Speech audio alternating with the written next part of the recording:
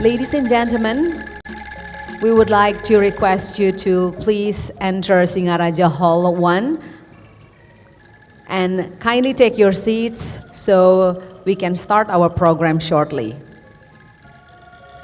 Once again, ladies and gentlemen, for Singaraja Hall 1 for this event on enabling conservation and financial capital of blue carbon. Singaraja Hall 2, kindly take your seats so we can start our program. Thank you.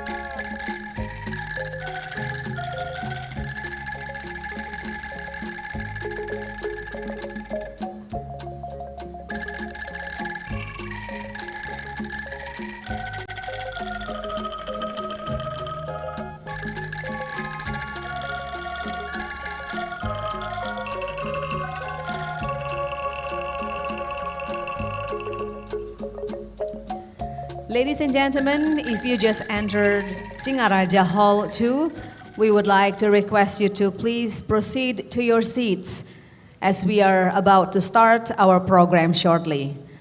Once again, if you just entered Singaraja Hall 2, we would like to request you to please step in and take your seats.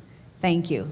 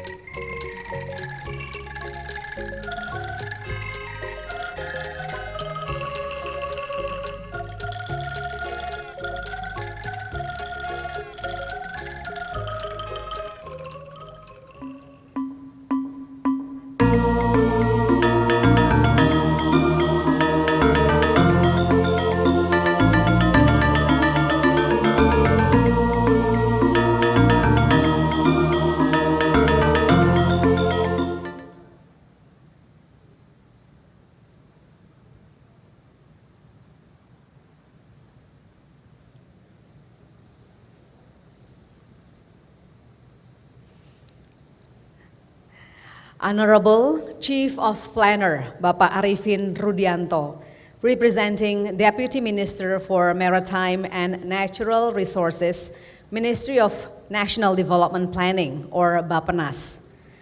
Distinguished Country Director for Indonesia of the Asian Development Bank, Mr. Jiro Tominaga.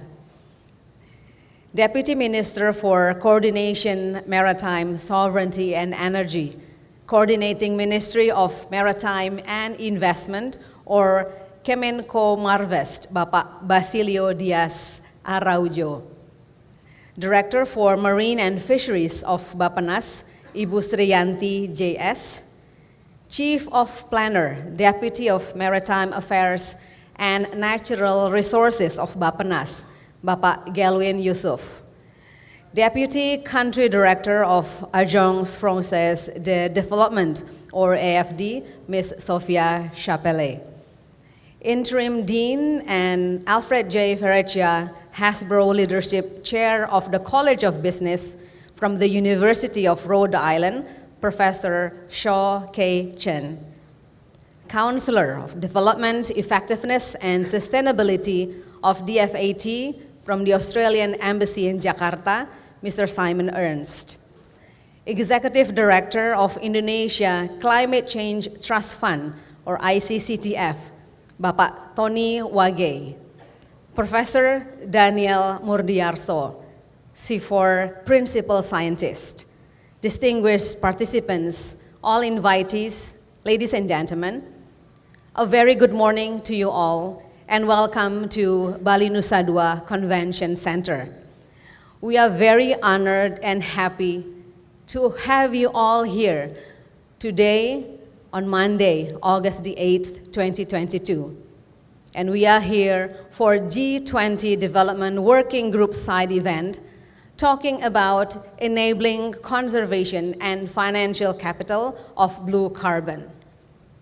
This event is hosted by Ministry of National Development Planning, or BAPPENAS, Indonesia Climate Change Trust Fund, or ICCTF, and Asian Development Bank as a side event within the Indonesian G20 presidency. To warm up this morning, may I have a big applause for this event. Thank you. My name is Nirmala Trisna, and I'm honored to be the Master of Ceremony for today.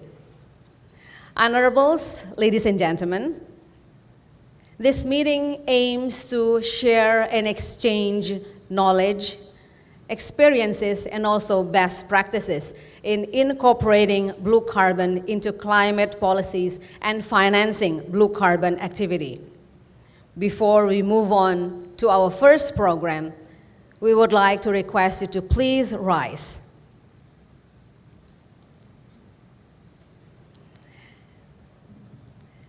And it's time now for the national anthem of Republic of Indonesia, Indonesia Raya.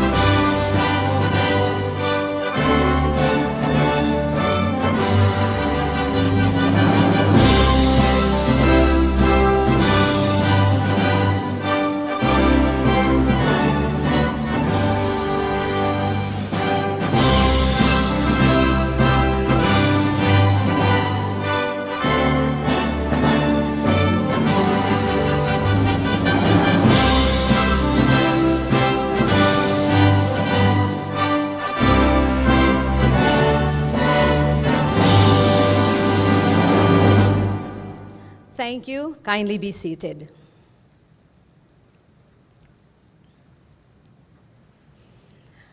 Honorables, speakers, ladies and gentlemen, to commence this meeting, we would like to invite Country Director for Indonesia of Asian Development Bank to present his keynote speech.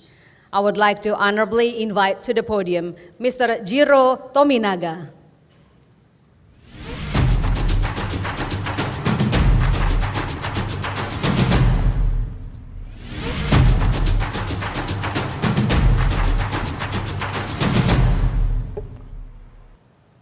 Selamat pagi, good morning. Pak Arifin Rudianto, Chief Planner, Ministry of National Development BAPPENAS, Excellencies, distinguished speakers and participants. It is my great pleasure to deliver a keynote speech in this G20 side event on blue carbon hosted by BAPPENAS, Government of Indonesia. I would also like to thank Indonesian colleagues for organizing this forum and convening such a comprehensive and dedicated audience in beautiful Bali. I would say it's quite an appropriate choice of location to talk about the topic that we're discussing today. By now, we all know that ocean and coastal habitats can play a significant role in mitigating and adapting to climate change. For instance, the high-level panel for a sustainable ocean economy in its last publication indicated that the significant potential of ocean-based solution options for addressing climate crisis. They estimate that ocean-based climate mitigation can reduce the emissions gap worldwide by up to 21% on a 1.5 degrees Celsius pathway and approximately 25% on a 2.0 degrees Celsius pathway by 2050. The most significant mitigation potential resides in coastal and marine ecosystem conservation. Coastal ecosystems such as mangroves, tidal marshes, and seagrass meadows, acting as deep carbon reservoirs, are now commonly called blue carbon. They account for 47% of the total carbon sequestration in ocean sediments. There has also been growing interest in ecosystem-based climate adaptation in coastal zones. Coastal and marine ecosystem conservation and restoration deliver significant co-benefits which should not be forgotten when discussing blue carbon. They protect coastal communities against storm surges and the impact of sea level rises. They also preserve and enhance fisheries habitats supporting fishermen and ocean-based tourism. It is therefore essential for the blue economy to thrive. If we turn to our host country, Indonesia, as a country with the second largest coastline in the world, I would argue that conservation and restoration of marine and coastal ecosystem is a critical part of its strategy for climate change mitigation, adaptation, and sustainable growth of the economy. ADB recognizes the great importance that the ocean and blue economy has in our developing member countries. In 2019, ADB announced its action plan for healthy oceans and sustainable blue economies for the Asia and the Pacific region and launched the Oceans Financing Initiative. It aims to expand investment to $5 billion between 2019 and 2024 to promote a blue economy and create opportunities for the private sector to invest in bankable projects covering a wide range of fields including sustainable tourism and fisheries, coastal and marine ecosystem conservation, reduction in land-based sources of marine pollution, and port and coastal infrastructure development. From 2019 to 2021, ADB committed a cumulative of $1.4 billion and made progress in implementing the action plan. ADB also supports its members to mobilize carbon credits through the Climate Action Catalyst Fund launched last year at COP26. Last year, we also launched a Blue Finance Hub for Southeast Asia, which is housed at the ADB's resident mission in Jakarta. The hub is a platform for delivering blended finance, technical assistance, and innovative capital market instruments to tackle threats to the oceans. With the action plan for healthy oceans and the newly established Blue Sea Finance Hub, ADB will broaden the scope of its financing for ocean issues. Blue carbon is a new avenue under consideration which is particularly pertinent to our partnership with the developing member countries. Established solutions focused on mangroves, salt marshes, and seagrass meadows offer scientifically verifiable levels of carbon abatement and are amenable to funding through such approaches as the purchase of carbon credits. According to a recent McKinsey study, established blue carbon solutions offer abatement of 0.4 to 1.2 metric gigatons of carbon dioxide per year. A third of this would be viable below $18 per metric tons of carbon dioxide. This price is above the $5 to $15 average price paid in the voluntary carbon market, but well below the $40 to $100 per metric tons of carbon dioxide paid in European compliance markets over the past year. In other words, this potential can quickly translate into economic opportunities. Blue carbon solutions may become an increasingly viable option to help companies or organizations reach net zero emissions, but it is important to recognize that blue carbon solutions are, for the most part, in their infancy and subject to significant challenges. Strong data measurement and modeling is required. Coastal and marine laws and regulations are often complex and subject to multiple jurisdictions. Close engagement with local communities is also critical to success. Given the nascency associated with this area, a deficit in both demand and supply remains, resulting in a challenging risk-return profile markets.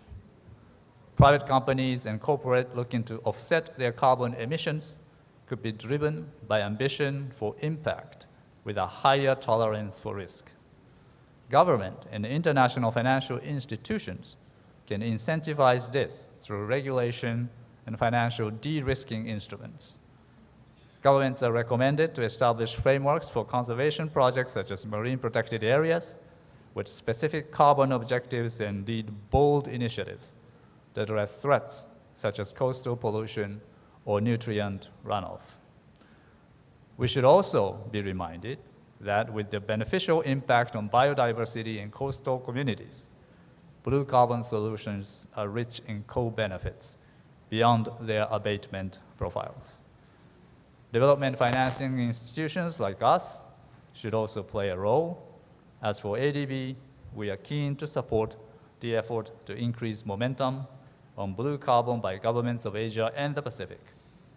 Reform to regulatory frameworks and pilots with strong demonstration effects will be priorities in the initial stages. We hope to work closely with other development partners and seek to learn from their experience and explore opportunities for collaboration with them wherever we can. I hope that at the end of this session, we will be able to better understand the needs and the framework under which we can all work together towards this goal. I wish you all a great success and discussions this morning, surrounded by beautiful ocean here in Bali. Thank you very much for your attention. Thank you.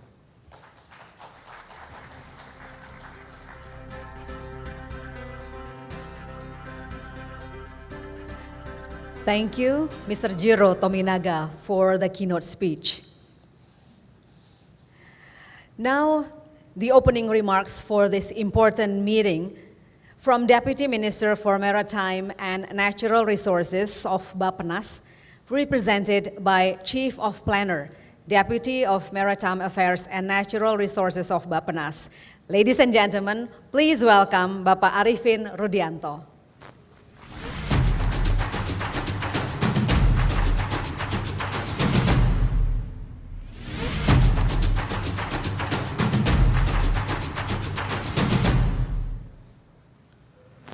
Honorable Mr. Jiro Tominaga, Country Director for Indonesia, Asian Development Bank, Honorable Speakers, Ms. Sophie Chavale, Deputy Country Director Indonesia, AFD, Professor Soka Chen, Interim Dean, Alfred Ferecia Hospital Leadership, Chair of the College of Business, University of Rhode Island, Mr. Simon Ernst, Counselor, Development Effectiveness and Sustainability from Australia Embassy, Jakarta, Mr. Kelvin Yusuf, Chief of Planner, BAPPENAS, and also honorable responders, Mr. Basilio Diaz Araujo, Deputy Minister for Coordination of Maritime Sovereignty and Energy from Coordinating Ministry for Maritime Affairs and Investment of Indonesia, and Professor Daniel Mudiarso, C4 Principal Scientist. Distinguished ladies and gentlemen in this room and also in online room, Assalamualaikum warahmatullahi wabarakatuh. Good morning.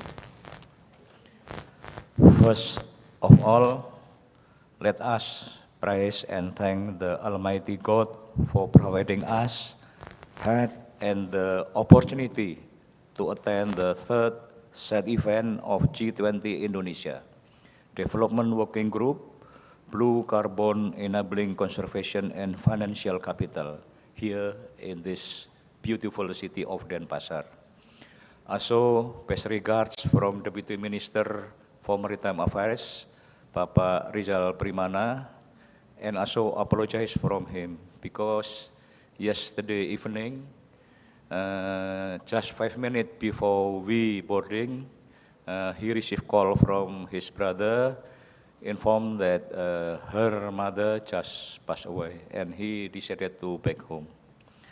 On behalf of the Deputy Minister for Maritime Affairs and Natural Resources, please allow me to read his opening remarks.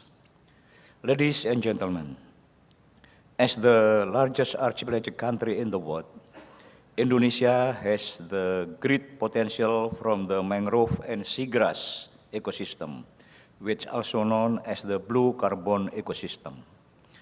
Indonesia has the largest area of mangrove, around 3.3 million hectares, and the area of seagrass is around 293,000 hectares. The seagrass total area still has the potential to increase because research related to seagrass in Indonesia is limited. From both coastal ecosystem, it is estimated to have the potential to store up to 3.3 gigaton carbon, which is 17% of global blue carbon. However, the destruction of coastal ecosystem will release carbon dioxide into the air, which is equivalent to 19% of the total emission of tropical forest destruction. National priority number 6 in the National Medium-Term Development Plan of 2020 to 2024 and 3 priority programs serve as the national strategic policy and provide a guidance for blue carbon ecosystem management. Implementing the national strategy and managing the great potential of the blue carbon ecosystem in Indonesia cannot be done without coordination and integration with the ministries and other key stakeholders related to the blue carbon. There is also a need for standard of guidelines in the management of blue carbon ecosystem at the regional and also national level.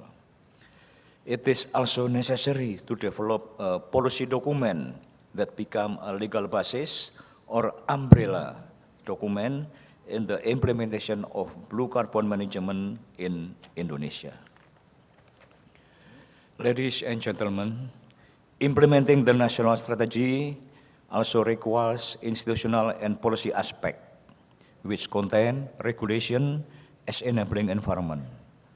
Blue Carbon Strategy and Action Plan National Protocol for Blue Carbon, baseline data for national determined contribution NDC target, and it is important to include blue carbon into NDC.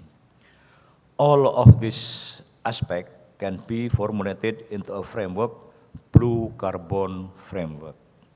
To develop the framework and implement all activities related to blue carbon will need a lot of funding. It can be financed using a regular financing such as loan, grant, and state budgets. However, there are also another source of funding that can be used to finance the blue carbon activity. It calls innovative financing, which sources from the blue carbon itself. The potential of blue carbon can be included in the carbon trading mechanism that sells carbon credit. The benefit from the trading can be used to finance several sectors such as fisheries, conservation, renewable energy, waste management, marine transportation, and ecotourism. It can also finance the conservation and restoration of blue carbon ecosystem.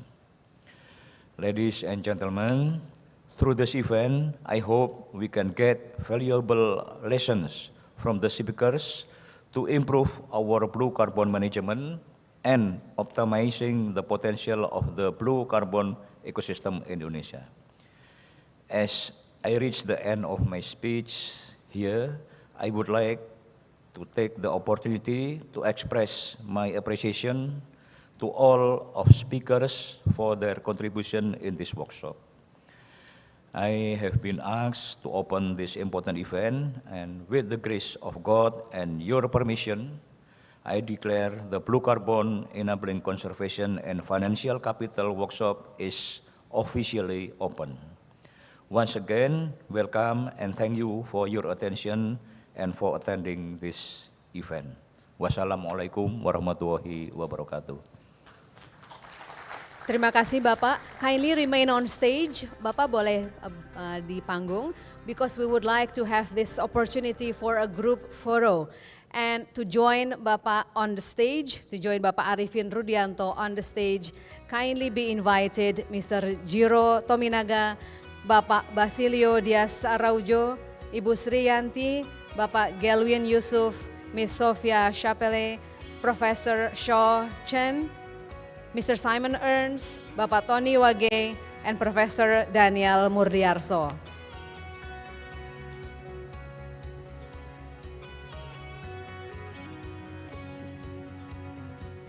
So ladies and gentlemen, we would like to take this opportunity for a group photo of all our dignitaries in this important meeting, talking about enabling conservation and financial capital of blue carbon. Okay, so now we have all photographers ready. And I'm expecting all of you dignitaries on stage to show your best smiles. So photographers, all ready to capture. On the count of 3, we have our big smile saying Bali together. 1, 2, 3, Bali. Okay, so we have all photographers having this shot taken. So thank you dignitaries. Can we give a round of applause and kindly return to your seats on the floor.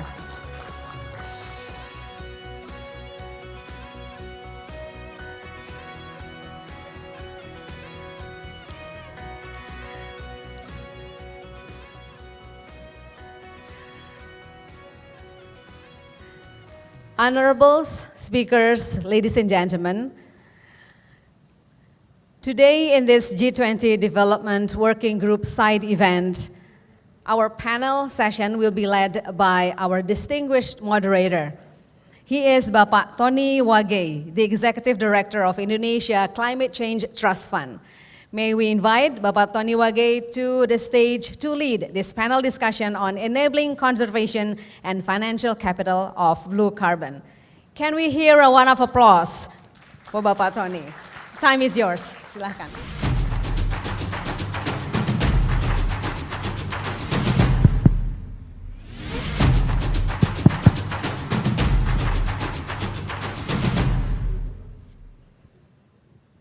Thank you very much, Mbak Nirmala, for the kind introduction. Very good morning to you all. And let me introduce myself again. My name is Tony Wage. I am the Executive Director of Indonesia Climate Change Trust Fund, or ICCTF, and I will be your moderator for this discussion session. So before I start with the discussion, allow me, Bapak and Ibu, to set the context first. We have been hearing all over again and again, from the previous speakers and then later from the panelists, that Indonesia hosts the largest blue carbon ecosystem in terms of mangroves in the world. Climate change has been affecting every aspect of life on Earth, and I think none of us will say that, I am not being affected by climate change. We all are. And the ability to reduce the greenhouse gas emission has become a major issue. The ability to absorb carbon from both forest and coastal ecosystems, or we know as a blue carbon, is very significant. And now it's becoming more and more important. So blue carbon, as we know, is this carbon stored in coastal area and marine, plays an important, very significant role in how to reduce the greenhouse gas emission. So BAPPENAS has the mandate to develop what we call the National Midterm Development Plan, or RPJMN. So right now we have the current RPJMN running from 2020 to 2024. And then now we are working on the new ones for the 2025-2029, as well as the long-term development plan, or RPJMP, until 2045. So this is very important. We heard from Pak Arifin Rodianto about how we need to include this in our development plan. And the financing opportunity of the blue carbon activities should be one of the interest and the important aspect that the government put in the priorities in several mechanisms. And the carbon market provides an important funding and then opportunity also, not just for the financing instrument, but also for conservation and restorations. So ladies and gentlemen, those are sort of like the context that I would like to put forward, that we all know that, from the scientific aspect, there's a great, publications. We have Pak Daniel Modiarcio here, one of the leading renowned scientists. But then we need also to make sure that the policymakers catch up with what we have with the scientific information. So we have now very excellent panelists, distinguished speakers that I would like to invite to come to the stage. I would like to invite first my good friend, Pak Galvin. Pak Galvin Yusuf, he is a Chief of Planner from BAPPENAS. Pak Galvin, please come forward. Boleh Pak, duduk di sini Pak. And then I would like to invite Ibu Sophie Chapelle. Please, Ibu Sophie.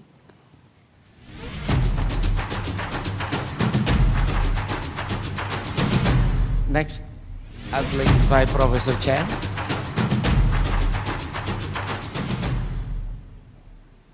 And then finally, I would like to invite Pak Simon Ernst.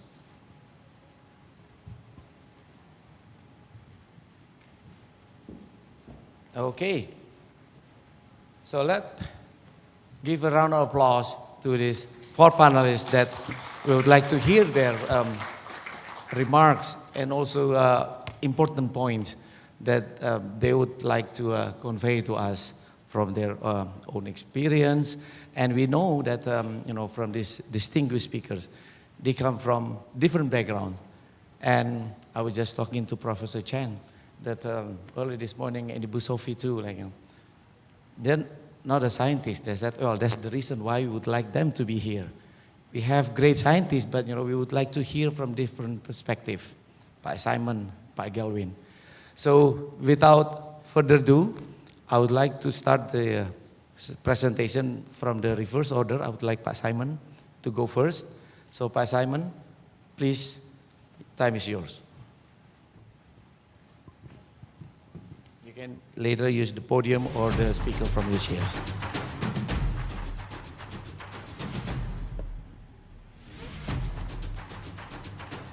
Yang saya hormati Bapak Arifan Rudianto dan juga Ibu Sri Yanti dari BAPPENAS. Yang saya hormati Jiro Tominaga from the ADB. Tentu saja yang saya hormati Bapak Tony Wagi, and of course my fellow panelists. Ibu-ibu dan bapak-bapak, ladies and gentlemen, selamat pagi dan salam sejahtera bagi kita semua. On behalf of the Government of Australia, I would just wish to convey my appreciation to Indonesia for hosting this important discussion, this important meeting today on blue carbon. I believe, and I'm sure many of you will agree with me, that this discussion is no less important than many of the other important discussions that will be occurring here in Bali and around Indonesia in this year, 2022, Indonesia's G20 presidential year. Australia submitted its first nationally determined contribution, or NDC, to the United Nations Framework Convention on Climate Change, or UNFCCC, in 2015. Just very recently, in June 2022, we submitted an updated version of this NDC. This update commits Australia to reducing its emissions to 43% below 2005 levels by 2030, putting Australia on track to achieve net zero emissions by the year 2050. This we would describe as an economy-wide emissions reduction target, and states that Australia will track all sectors, categories and carbon pools as defined by the Intergovernmental Panel on Climate Change, or IPCC, guidelines and additional sources reported to in the annual National Inventory Report. All of which is to say, the decision to incorporate blue carbon into our mitigation targets was really a policy decision to include coastal wetlands in our national greenhouse gas inventory back in 2017. Therefore, today, I will be discussing how and why Australia designed and adopted a major policy measures to protect and conserve these significant ecosystems. But before I go into that, I want to acknowledge that we are not alone in providing leadership on blue carbon action within the region. We were delighted to join with Indonesia to co-host the side event at COP26, where our moderator today, Mr. Tony Wagi, shared the excellent work that the Indonesia Climate Change Trust Fund is doing here. Australia has blue carbon partnerships with Indonesia, with Fiji and with Papua New Guinea to incorporate blue carbon into national policies and to meet international reporting obligations. Together, these four countries are home to approximately 30% of global blue carbon stocks. Each country has unique circumstances and perspectives, but we are all striving, particularly this year, to enhance food security, support livelihoods, and increase climate resilience, all the while sequestering carbon. As governments around the world look to step up global action, nature-based solutions for climate change are increasingly recognised as crucial elements to achieving global targets. As we all know, coastal blue carbon ecosystems, mangroves, tidal marshes and seagrasses are a key part of these solutions. Enhanced management of these ecosystems provides a practical way of understanding domestic climate action whilst also realising significant social and biodiversity benefits. There are a range of policy measures that can contribute to the protection and restoration, from coastal zone planning to environmental regulation to carbon-based incentive and financing schemes. Australia has always been a strong voice for the land sector in the work of the UNFCCC and the IPCC. We believe that clear international frameworks are necessary to encourage fair and reasonable mitigation and adaptation actions to be taken by all countries.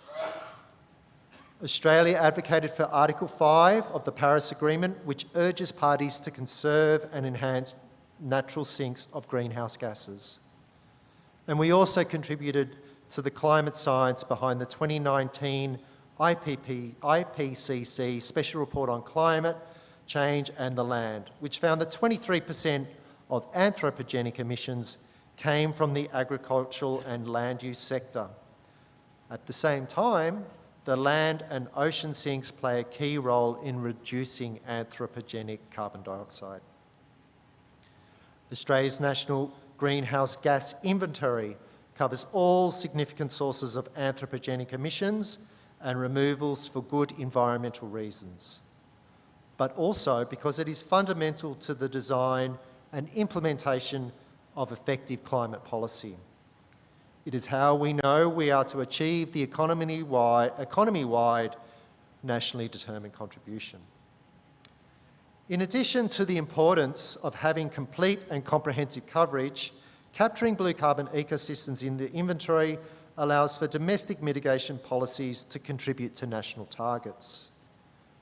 We have always taken a sustainable, evidence-based management approach to building new components into our national greenhouse gas inventory.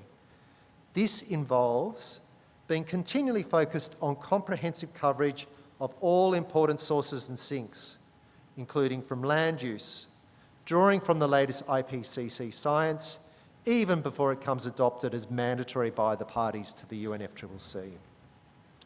This includes the use of the 2013 IPCC Wetland Supplement. In fact, Australia was one of the first countries to begin reporting on coastal wetlands to the UNFCCC. In 2017, we first reported on the clearing and establishment of mangroves and tidal marshes and the dredging of seagrasses. Our implementation of blue carbon methods is, like all other aspects of our inventory, subject to continuous improvement and verification. Since our first report, the Australian Government has continued to invest in more accurate and detailed modelling of carbon stock changes in coastal wetlands, as well as improving the remotely sensed direction of changes in mangrove cover at fine spatial scales. These improvements have provided a foundation for the government to develop methodologies for blue carbon offsetting projects by providing confidence that these projects contribute to national mitigation targets.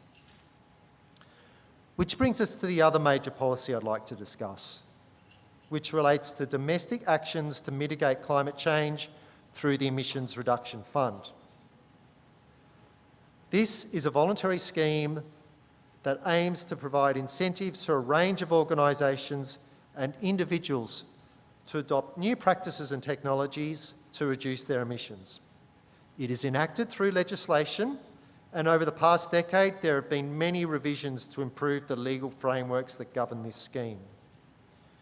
In January 2022, the Australian Government released the first method for blue carbon projects under the Emissions Reduction Fund. Eligible projects under this new blue carbon method will introduce tidal flows to drain coastal wetland ecosystems by removing or modifying part of a tidal restriction mechanism, such as a seawall, a bund, drain or tidal gate. Blue carbon projects using this method can earn Australian carbon credit units for emissions stored and avoided by these projects. These credits can be sold to Australian governments or to the private sector. Importantly, the regulator has also developed a new tool to facilitate consistent and verifiable implementation and reporting from each project. That tool, known as BlueCam, was developed by a collaboration across 13 coastal wetland scientists and experts from a number of universities in Australia. BlueCam includes regionally specific model parameters that are underpinned by the latest science. It is also able to be updated as new data becomes available to ensure the model provides accurate estimates of abatement. Taking a modelled approach is to ensure a level of consistency between the emissions reported to the government from project proponents and the inventory data we report internationally.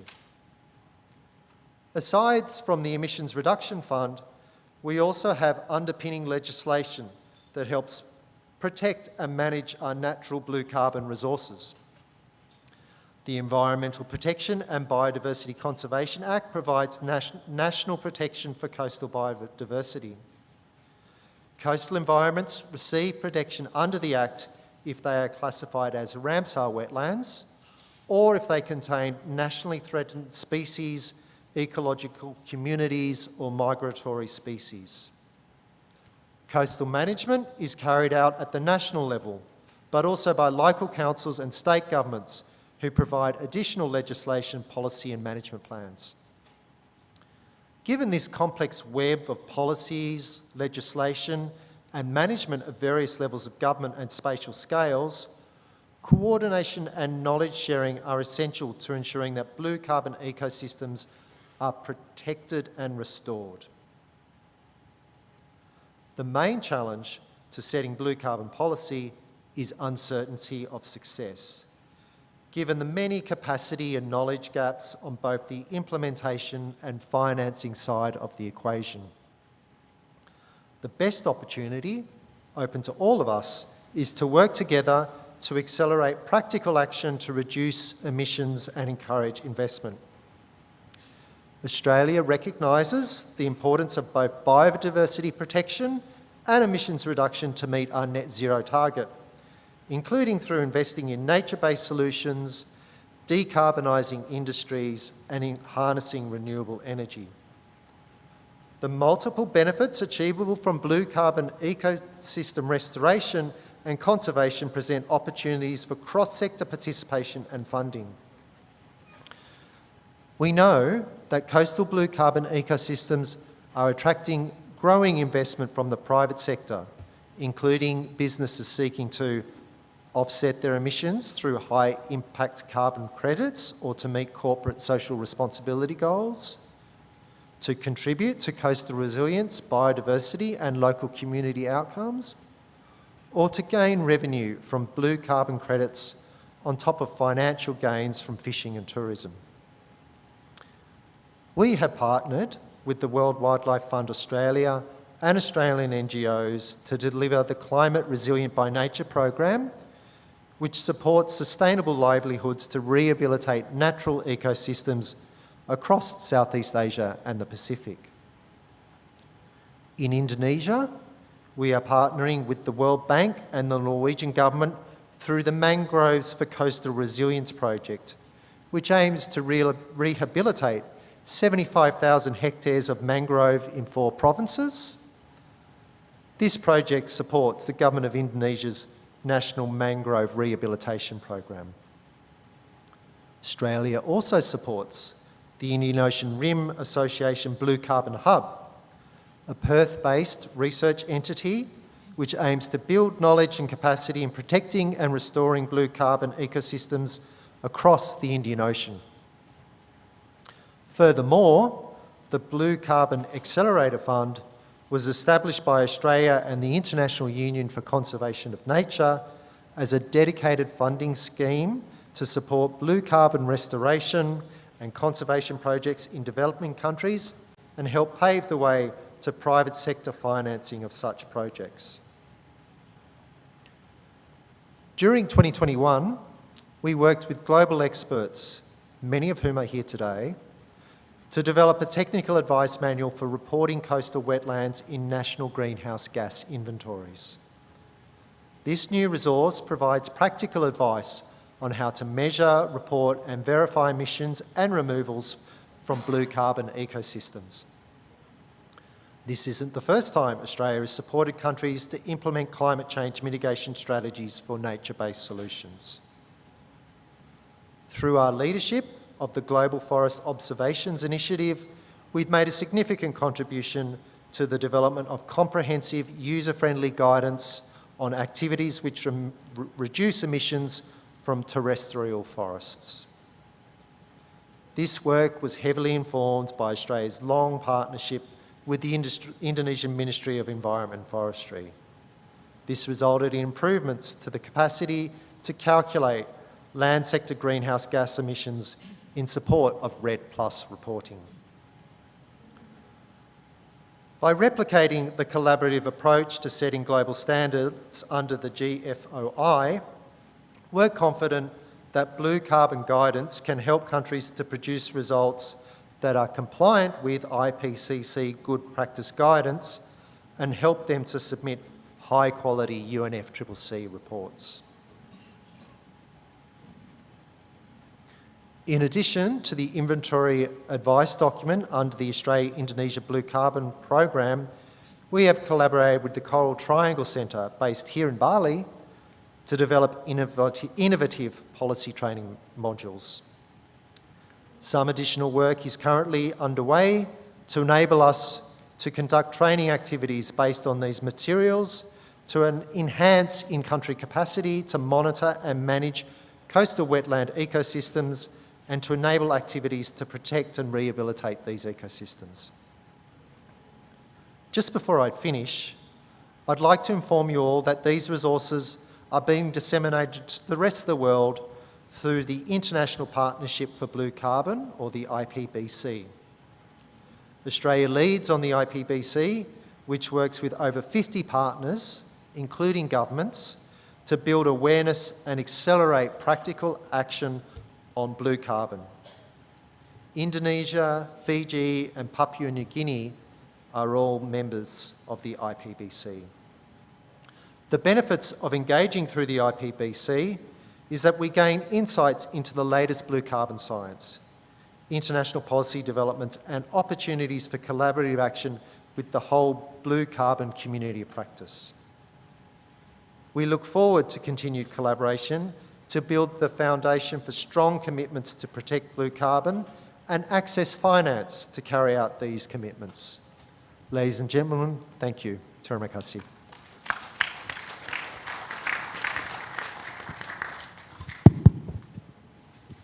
Terima kasih, Pak Simon. Thank you so much, Pak Simon, for sharing us your information, especially on how the Australian government are moving forward with this blue carbon, as well as sort of like information on the regional as well as like bilateral cooperation with Indonesia. Next, I would like to invite Ibu Sophie Chapelle. Ibu Sophie, please, you want to use the podium?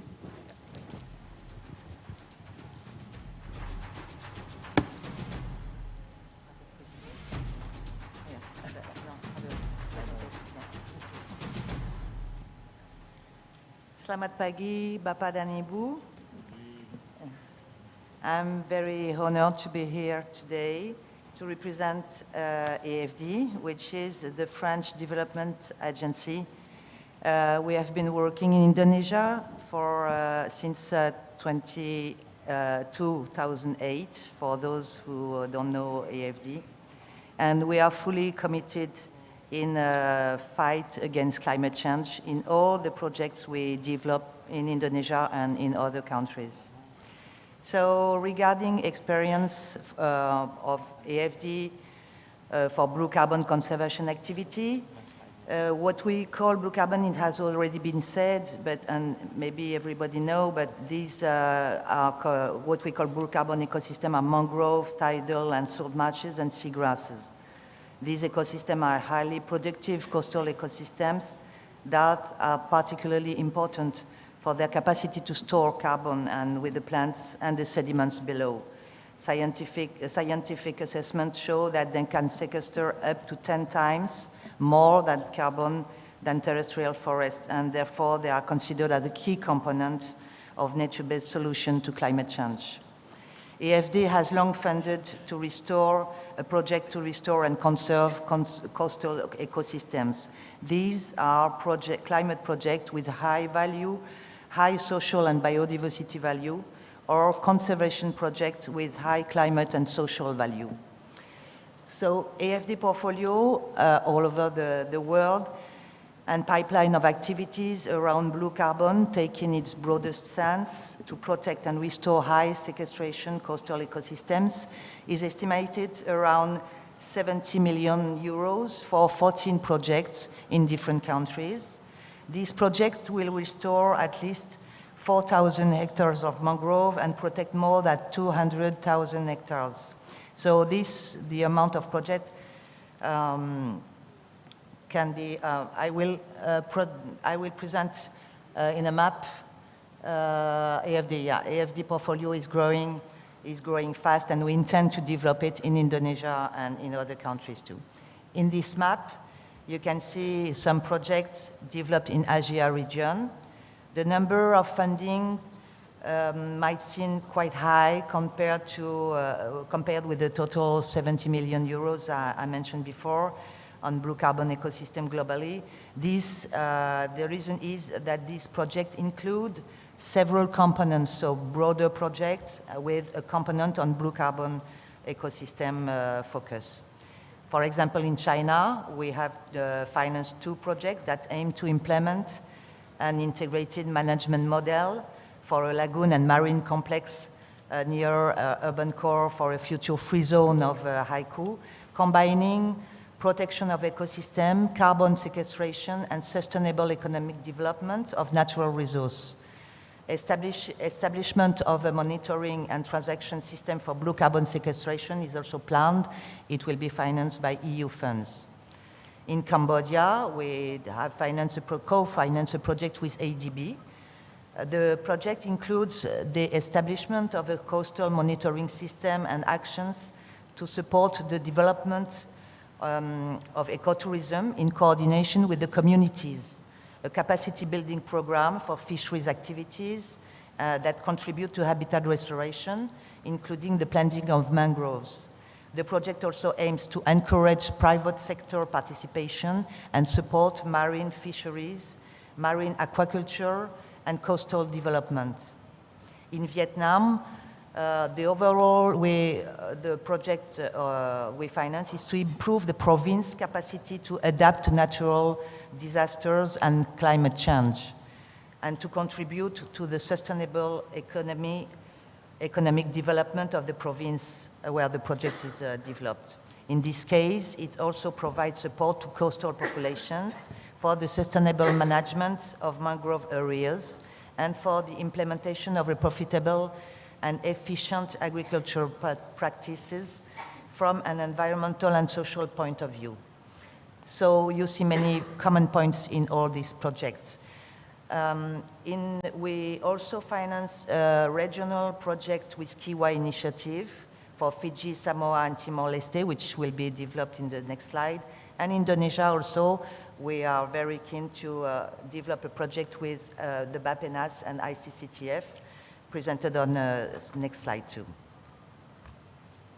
For the Kiwa project, the name is Resilient Pacific Communities through ecosystem-based reef and mangrove restoration, management, and sustainable livelihoods. It's a big, long name for a big project, very interesting. First, the Kiwa Initiative. For those who don't know the Kiwa Initiative, it's a multi-donor program developed since March 2020 and developed with EU, with France, with Canada, with Australia, and with New Zealand. It aims to strengthen the climate change resilience of Pacific Islands ecosystems, communities, and economies through nature-based solutions.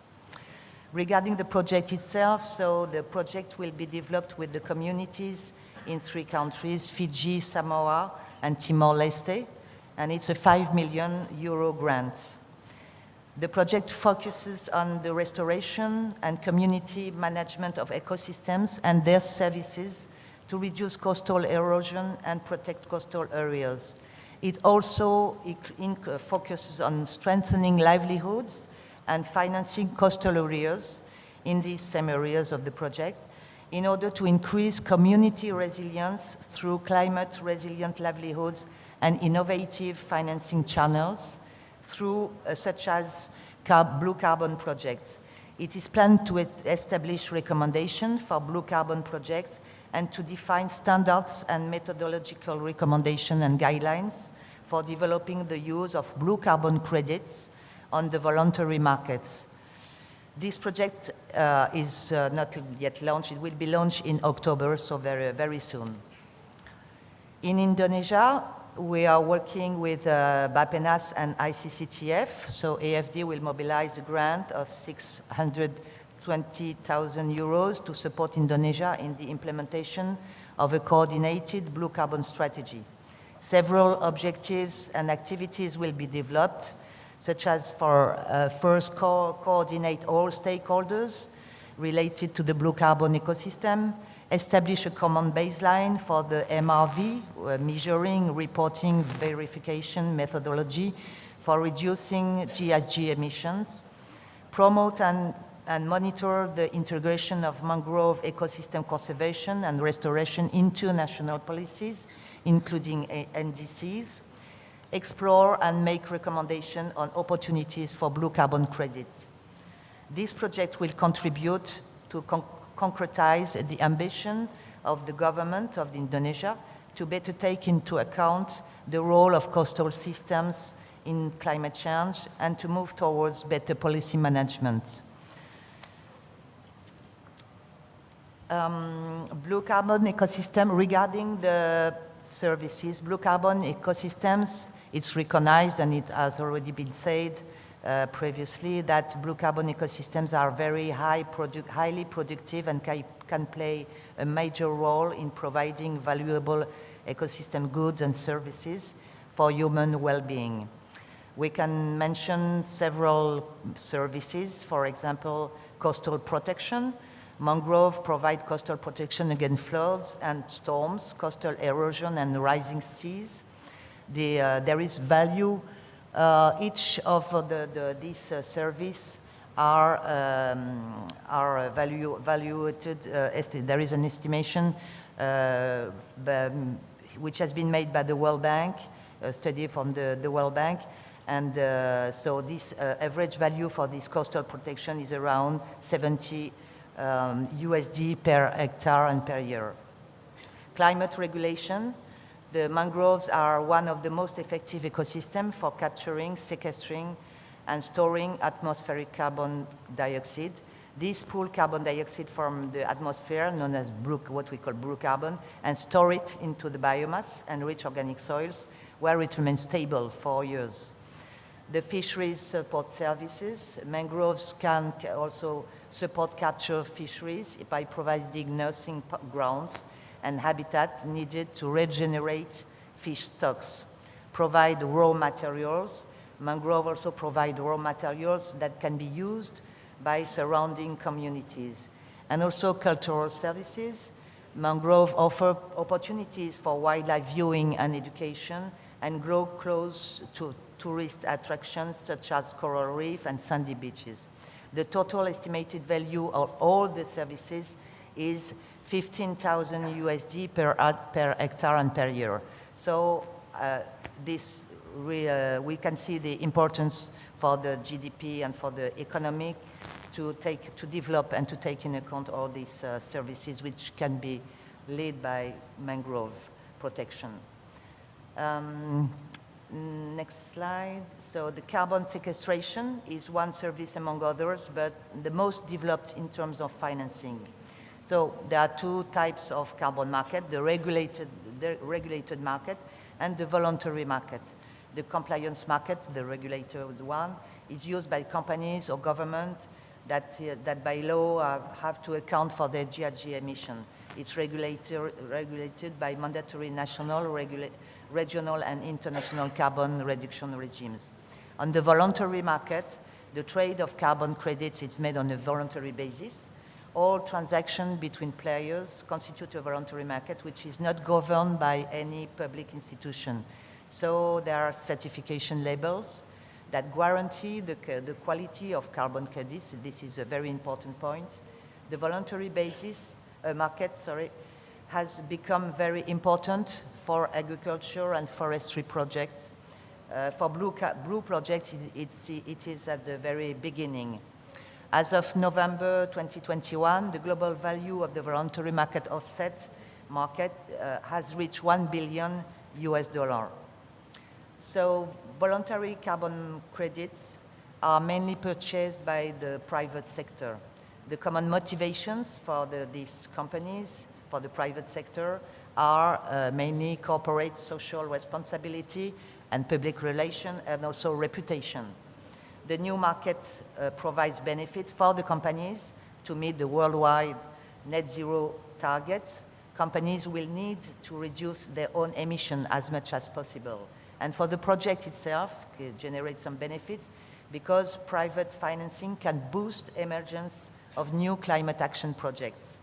So among the many actors of this voluntary market, a major actor is in the process is the certification organization, which is responsible for certifying that the quality of carbon contribution projects. Two best known are Gold Standard and Verra.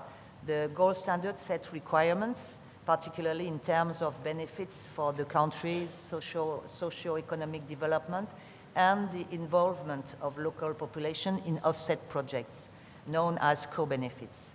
Verra, which is known as Verified Carbon Standard, remains the most widely used voluntary carbon offset standard in the world today. It focuses on the quality of greenhouse gas emission GHG savings and pays particular attention to ensuring that project emission reduction are real, measurable, verifiable, and additional. There is an example in China, a recent example in China, in 2021, the carbon credits to be generated by the Zhanjiang Mangrove Restoration Project have been certified by VCS and the Climate Community Biodiversity Standard. The project is the first to generate carbon credits through the use of blue carbon in China. To date, projects funded by donors, AFD and others, are mainly conventional projects of conservation and restoration projects with blue carbon components, rather than blue carbon financing project per se, meaning that projects having a blue carbon finance scheme as a core. For AFD, blue carbon projects are an interesting exploratory field. Those projects can generate significant revenues, as we see, many benefits, and they would also make possible to diversify the source of financing of projects usually funded by grants. Those projects can have a greater leverage effect and sustain benefits for the communities since carbon credits are issued over a long period.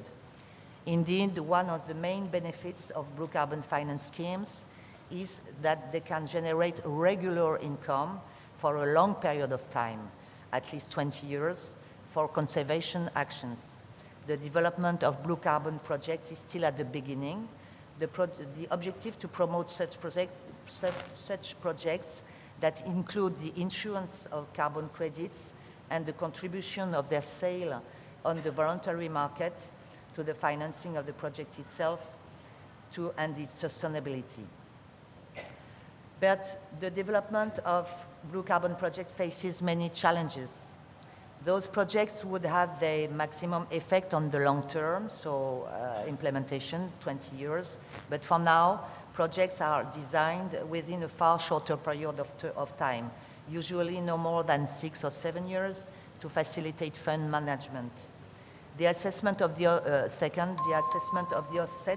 is not easy, depending on the type of the ecosystem. Mangrove is not the same as seagrass, for example. There are also a lack of standardized method to estimate blue carbon offsets and also the co-benefits. Also, the low price or the level of the price of the carbon on the voluntary market could be not incitative. So the development of those projects implies further investigation of several issues to identify solutions to combine mitigation, adaptation, biodiversity, and benefit sharing with local population, to investigate the technical and financial modalities of the use of blue carbon credits in the financing of projects, to ensure that the project will benefit to the local communities.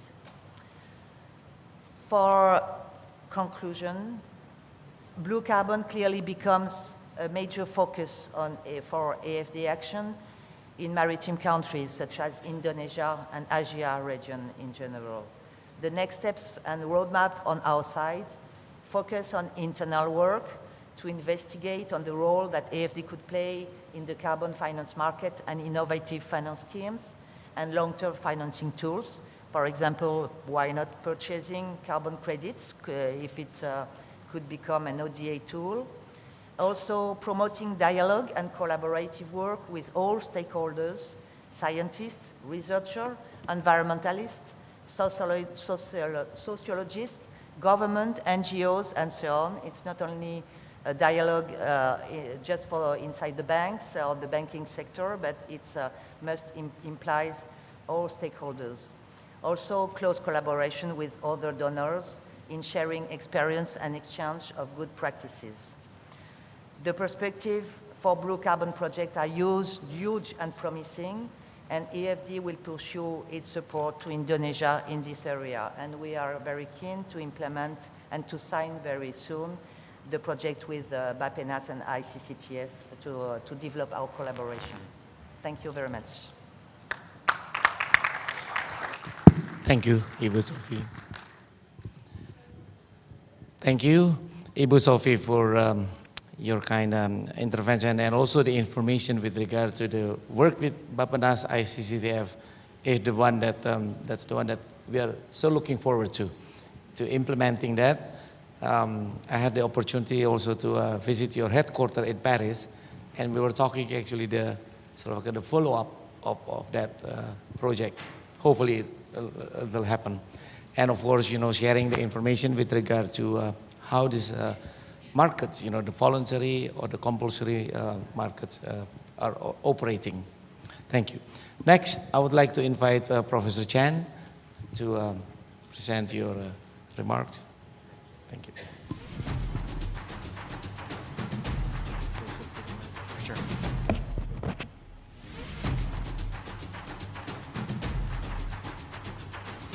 Thank you and good morning, everyone.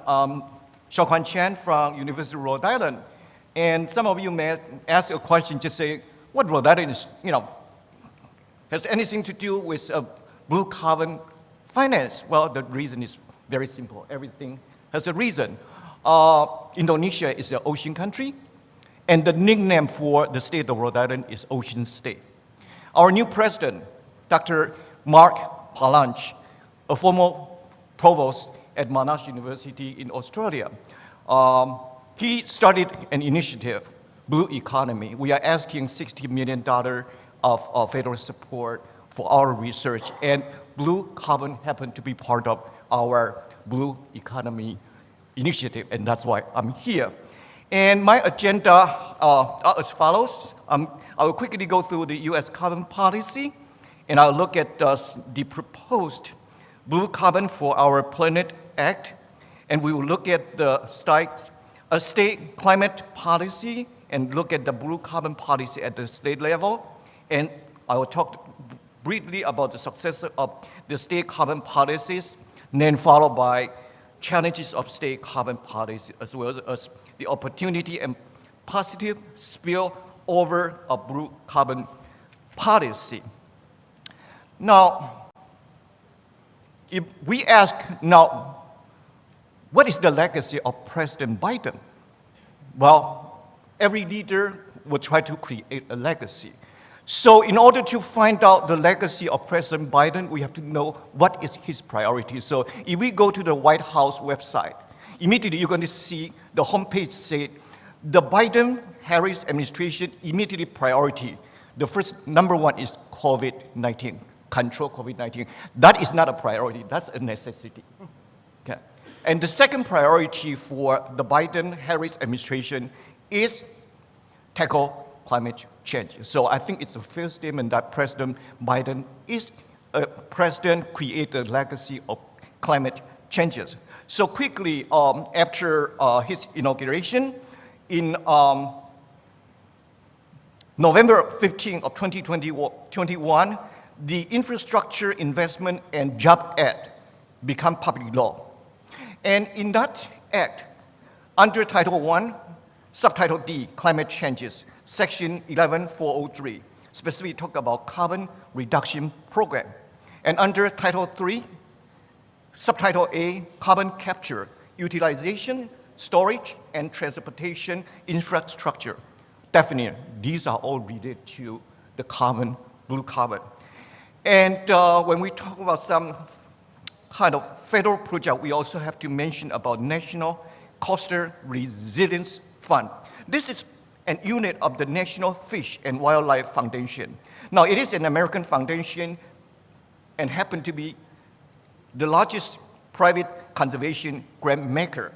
And since 2018, the National Coastal Resilience Fund have provided funding to enhance, build, or restore almost 17,000 acres of coastal habitat. Project have provided enhanced protection to roughly 100,000 property and a lot of critical facility. So what is the strategy for the National Coastal Resilience Fund? Well, specifically two strategies. One is a regional focus. So the National Coastal Resilience Fund is a national program with a regional focus to support targeted investment that help community address their specific resilience need and priority. And the second strategy is a scientific approach. So the National Coastal Resilience Fund used regional coastal resilience assessment to identify open space area where natural-based solution may maximize fish and wildlife benefit. And with that, President Biden also moved very fast, making an executive order on April 22nd, 2022. And basically, the executive order will, in this nature, to address the climate crisis with comprehensive effort to deploy natural-based solutions that reduce emission and to build resilience. So next slide, please. So doesn't matter the Infrastructure Investment and Job Act or any other funding. Money talk. Money is very important. So when we look at the slide number 4, this is an article in Means and Matter, Story of Money and Sustainability, April 20, 2022. Basically say finance is possibly the most important level for the low carbon economic transition. So there's some number, and the number are as follows. As a global society, we must increase spending to at least 4.13 trillion every year by 2030 to fund an energy transition sufficient to keep the planet below a temperature rise of 1.5 degrees Celsius, according to a 2021 report by Climate Policy Initiative. That's a lot of money. Now, but what is the current status? Especially compared to the current spending, the annual global climate investment averaged a meager of $632 million per year over 2019 and 2020, 15% of the 4.1 trillion target. I was sleeping last night, and the US Senate passed a bill of climate, health, and tax. A lot of money, $300 million, but that's $300 million is not even close to 4.13 trillion needed annually. And what is the decomposition for the 632 million per year in the year 2019 and 2020? Well, it's very interesting. Out of those 632, 321 million is from public sector, 124 million from corporation, 122 million from bank, and 3 million from institutional investor. So what does that mean? if it is such a big victory for the Senate, for the Biden administration to pass a $370 million bill, the government cannot afford to keep pumping the money into the system because that will create inflation. And the economy is not going to be able to sustain that. So the public sector will not be able to provide the funding for all the initiative for blue carbon reduction. The only part that can have the money coming from has to be from the corporation, from the bank, from the institutional investor. What does that mean? That just means it has to be from the financial market to support all the initiative. So that's the executive branch in the Biden administration. But American government is very interested in this executive branch. There's also a legislative branches. So quickly, the U.S. House of Representatives, the Congresswoman Monachini also reintroduced a blue carbon for our Planet Act on April 22nd, 2021.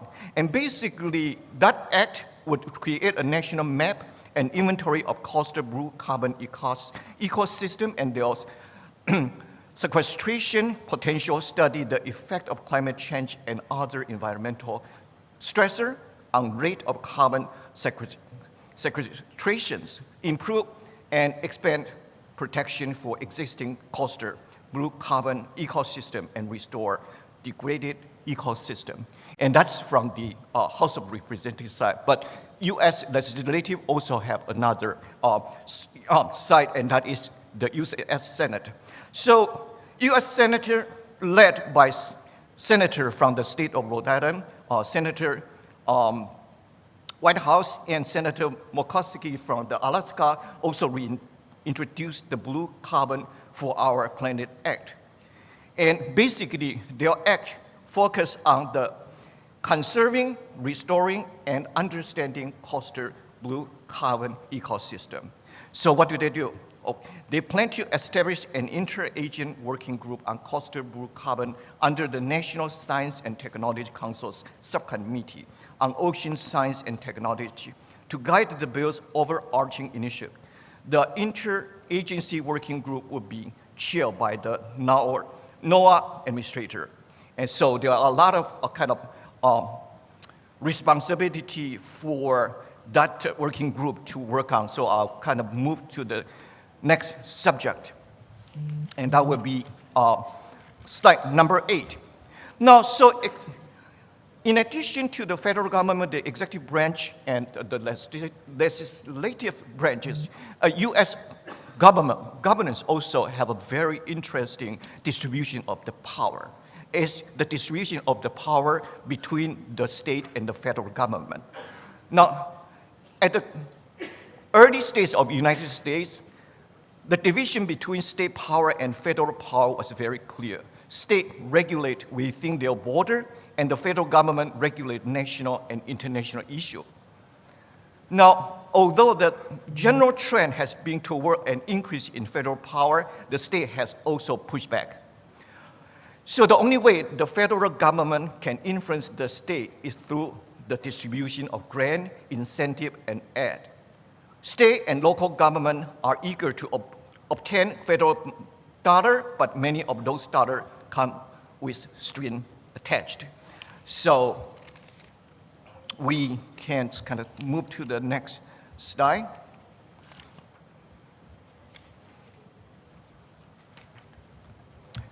Slide number 9. This is a report from the Center for Climate and Energy Solution, C2ES. This is the successor to the Pew Center on Global Climate Changes, and which was founded in 1998. Now, the Climate Action Plan may also include additional components such as the resilience strategy, clean energy target, and economic and social goal. 30 states have released a climate action plan or are in the process of revising or developing one.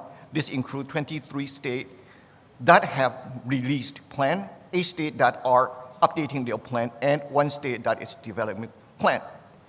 And in the United States, the state and the regions play a vital role by developing and testing innovating solutions, delivering near-term emission reduction, and laying the groundwork for broader actions.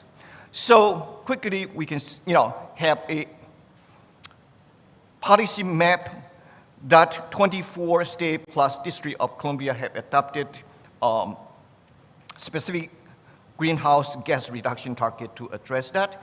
And their policy include carbon pricing, emission limit, renewable portfolio standard, and step to promote cleaner transportation. So from there are a lot of kind of successful story that can share about the state carbon policy. So specifically, I think two states need to be mentioned, and that is the Oregon and for the state of North Carolina.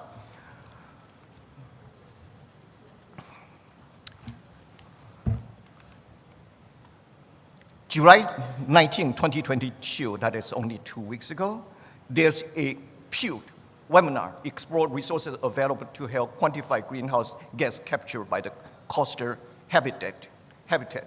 So during that webinar hosted by the Pew Charitable Trust, experts from a lot of agents like EPA, Chevron Strong, Climate Associate, they examine a lot of issues. And basically, they say that the Oregon lead the country in coastal wetland, greenhouse gas inventory development. So Oregon really is a good model. However, the future improvement for blue carbon inventory is needed because neither the federal nor the Oregon data include seagrasses, another coastal habitat recognized for its ability to capture and store significant amount of carbon. And from that webinar, it said that the data from ongoing work in North Carolina is helping researchers understand how seagrass can be incorporated into a coastal wetland, greenhouse gas inventory. And another state, California, is always a very advanced state in technology. However, even that is so, when we look at a newspaper op-ed, June 29, 2022, it says Californian climate change fight should leverage blue carbon. So what did that article say? Say that the California Air Resources Board just released its draft of 2022 scoping plan. They identify a lot of action and investment that the state can make to reach carbon neutrality by 2025. However, the coastal wetland in general and seagrass bed have not been incorporated into CARB scoping plan. So the scoping plan indicated a lack of blue carbon data and insufficient guideline on incorporating them, into carbon in inventory. So even though California has been very successful, however, still there's more way to go. From there, I would like to talk about some pricing policy by different states. There are certain U.S. states have adopting market-based approach to reduce greenhouse gas emission. Now, 11 Northeast states include Rhode Island. We have a regional greenhouse gas initiative, RGGI, and California have economy-wide cap and trade system. And Washington State enacted a cap and investment program that will go into effect in 2023. So the states are doing a lot of kind of work on the market-based pricing policy. And we can skip the next two slides. So we have talked about the cost carbon policy. We look at the blue carbon for our Planet Act. We look at the blue carbon policy at the state level. We talk about states' climate policy. We have some successful story. And I want to quickly look at some challenges of the carbon policy as well as the opportunity and positive spill over. The next slide is, very obviously, to meet the climate challenge, the United States needs a comprehensive national approach where designed federal policy can cut emission and strengthen resilience while driving economic growth. This is also from Center for Climate and Energy Solution. So,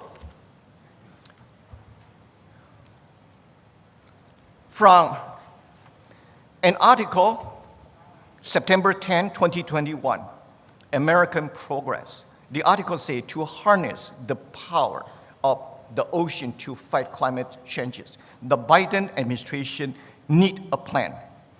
So they urge that administration to equitably implement two different methods. The first method has to be natural-based solution. And second method has to be a technology-based solution. And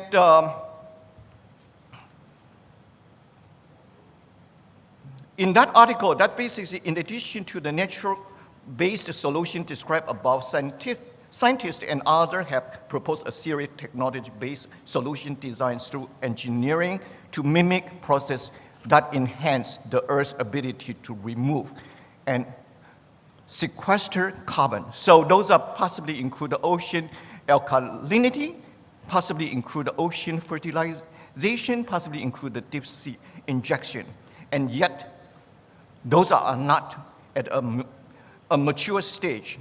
However, the good thing is the National Academy of Science currently is conducting a study to recommend a research strategy for ocean carbon dioxide removal and sequestration. The study will be released hopefully this November, so hopefully we will have some technology suggestion from the National Science Academy. And from there, there's some recommendation that the Biden administration need to do, and that is to develop a research agenda to immediately implement natural-based solution and to have collaborate with environmental justice advocate and representative, and then to initiate a White House-led interagency process to develop a domestic governance framework. So the last two items, collaborate, initiate, relate to legal issue.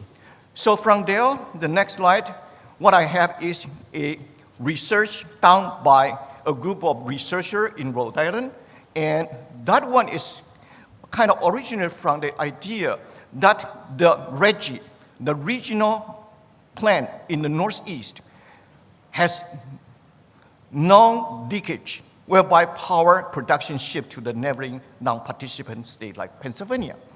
So in order to resolve that issue, then this suggests that the agencies are faced with the difficult challenge of both complying with all relevant law and to satisfy the condition necessary to qualify project for offset under voluntary standard. And key condition, there are three. One is additionality, second is the permanence, and the third is unambiguous ownership. And in order to carry that, then doesn't matter for the federal land or state land or tribal land or federal law, state law, or tribal law. And in American, tribal law is very important because specifically those lands were owned by all the different tribal. They divide all those legal issues into two broad categories. One is you have to look at the legal side of the title and property right, and second is you have to look at the legal authority. So from there, I want to quickly move to the slide number 18, and basically this is an article from the fishsite.com, the unspoken challenge of blue carbon and Economist World Ocean Summit. So pretty much this is a summary from the Economist World Ocean Summit Asian Pacific meeting. And basically it says that unfortunately the contentious U.S. has lost more than 53 of the coastal wetland in the last 200 years. The projects are not suitable in all coastal environment and harsh reality check when the project try to lead the pilot study. So we can also move to the second slide. And there's a expert discussion on blue carbon and important climate change mitigation and adoption opportunity by the U.S. Natural for Climate convened a panel to discuss the challenge of blue carbon. And they basically have some conclusion that the uncertainty in the measurement of carbon flow in coastal systems are much higher than the uncertainty in emission in other sectors. The measurement of carbon storage is difficult and should be interpreted cautiously, as with other land-based sequestration, ensuring permanence and preventing leakage is very difficult. So this is just a cartoon, kind of very interesting, even though Elon Musk is a big donor for the blue carbon and climate changes, but this is coming from him. He's basically said, I definitely wouldn't want to store the carbon in the ocean because of the possible acidification. So there's a lot of kind of implicit costs involved with the ocean carbon. And of course, there's also some challenge, and that is how to quantify blue carbon project return and its spillover effect. Those are some challenges, but there are a lot of opportunity. The opportunity is similar to the comment from Lindsay Smart. Those systems have numerous co-benefits beyond climate mitigation that are important to value. So try to find innovative way to value some of those non-material benefits is really important because it's going to help with buy-in, uptake, and social acceptance of those strategies. So in the College of Business, I also have some faculty, they do research in the green technology and so forth. Mallory Flower, one of our faculty, she has a paper in 2020. She published in the Journal of Policy Analysis and Management. Basically, her conclusion is pilot and demonstration project that showcase new green technology practice are known to accelerate adoption of that technology, especially when the pilot is conducted alongside both community, stakeholder, and institution. And my colleague, Mallory Flower, she just came back from Academy of Management meeting last week. And her paper at the Academy of Management basically has a conclusion that ecosystem of ground-up actor working with formal institution drive longer-term thinking and more innovative approach.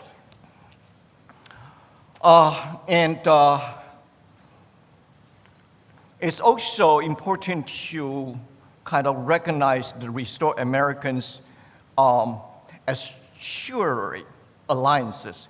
And Rhode Island Save the Bay is part of this organization. And basically, they say that the coastal ecosystem are an economic forces for coastal community, both in terms of money they bring in and tourism and recreation, as well as the fund they save by protecting infrastructure. And interesting enough, my colleague in the College of Business, we have faculty, they're working on the green tourism and the blue tourism in this regard too. So support from the corporate is important, and there are other examples from Apple, from P&G, they have been supporting a lot of projects, and possibly I think that would be a good case that if we can encourage more corporate to sponsor, to fund all those kind of support. And also, of course, let's move to some private initiative. X-Prize carbon remover is aimed to tackle the biggest threat facing humanity. And there's a 100 million competition, donated by by Textron, basically just to It's the largest incentive price in history and extraordinary milestone. So the next slide basically is to say there are some researchers that have been getting those money supported by the private foundation to do their research for carbon removal. And of course, that's one of the expertise for my colleague, that is blockchain. And some of you may say that, wait a second, I thought blockchain technology is used for cryptocurrency. Well, that's not necessarily true. The reason for that is, now the idea for blockchain is this. The idea for blockchain is a system that designated to record information in a secure way. It is also known as a digital ledger or sometimes a distributed ledger. The data refer to a blockchain where the system's transactions are decentralized. So basically, we just say all the records are decentralized. And this means that no single computer holds the entire ledger. Instead, the ledger is duplicated and distributed across a network of computers. So an effective blockchain makes it near impossible to change, to hack into, or to cheat the ledger. Once you understand how blockchain works, it is easier to see how they can support sustainability initiatives such as carbon credit tracking. So from there, let me move to the last slide. That's slide number 30. And basically, that's next slide, please. Now this is, no, actually, no, not the slide 31. With the picture, let's go back. Can we go back? No, just one more down. One more down, please. One more down. No, actually, should I say up or down? I think you are putting up slide number 31, please. Is that 31? Oh, yes. So this is, I just want to quote the statement from this famous person, Einstein, basically to say, in the middle of difficulty lies opportunity. So there's a lot of difficulty about blue carbon reduction, about the blue carbon finance, but because there's difficulty, there's opportunity. So I'd like to end my presentation here. So thank you. Thank you. Thank you, Professor Chen. I like the last slide. And Rhode Island is a small state, but I guess you have a very strong voice in Washington, D.C., right? Sure. Through the Senate and the Congress. So there you go. When you have difficulties, you have opportunities, of course. Anyway, last but not least, I would like to invite Dr. Galvin Yusuf, by Galvin, to present your presentation. We are a bit running out of time, but take your time.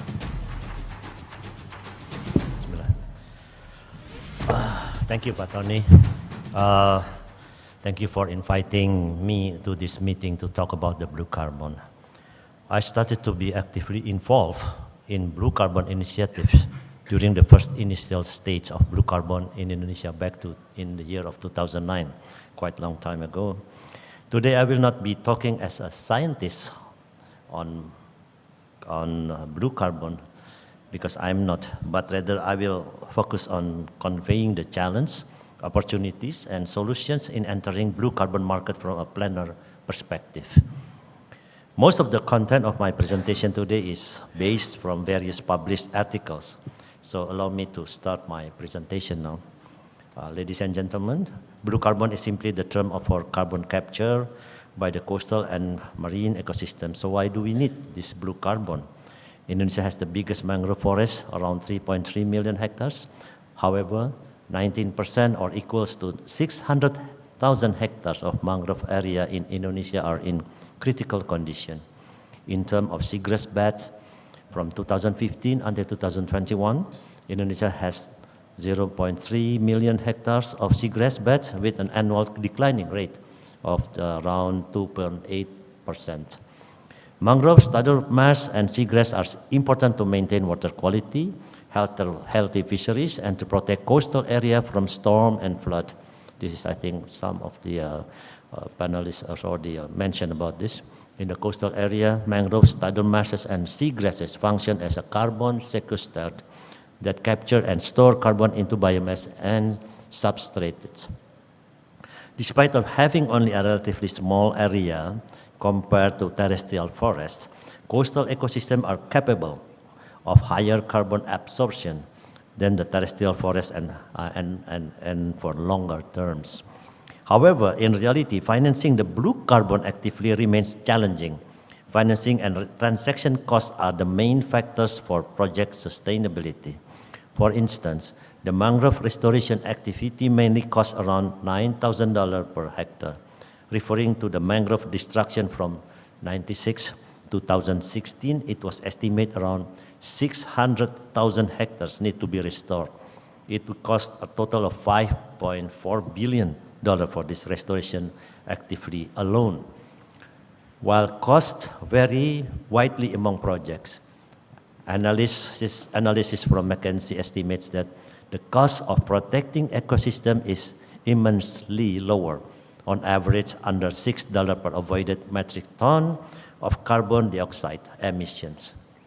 So compared to the cost of restoring lost or degraded ecosystem, it's about $15 to $250 per sequestered ton carbon dioxide. Thus, we conclude that protecting resources on blue carbon is much cheaper than restoring them. On the next is blue carbon contains high potential ecological value. There are 3 blue carbon ecosystems, namely salt marsh, mangrove, and seagrass. We know about this already.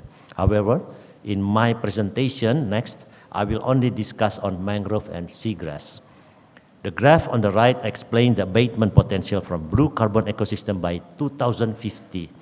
I quote this from the article. It clearly indicated that restoration has made a huge contribution to avoid emission. Additionally, restoration can also create a great potential to avoid emission.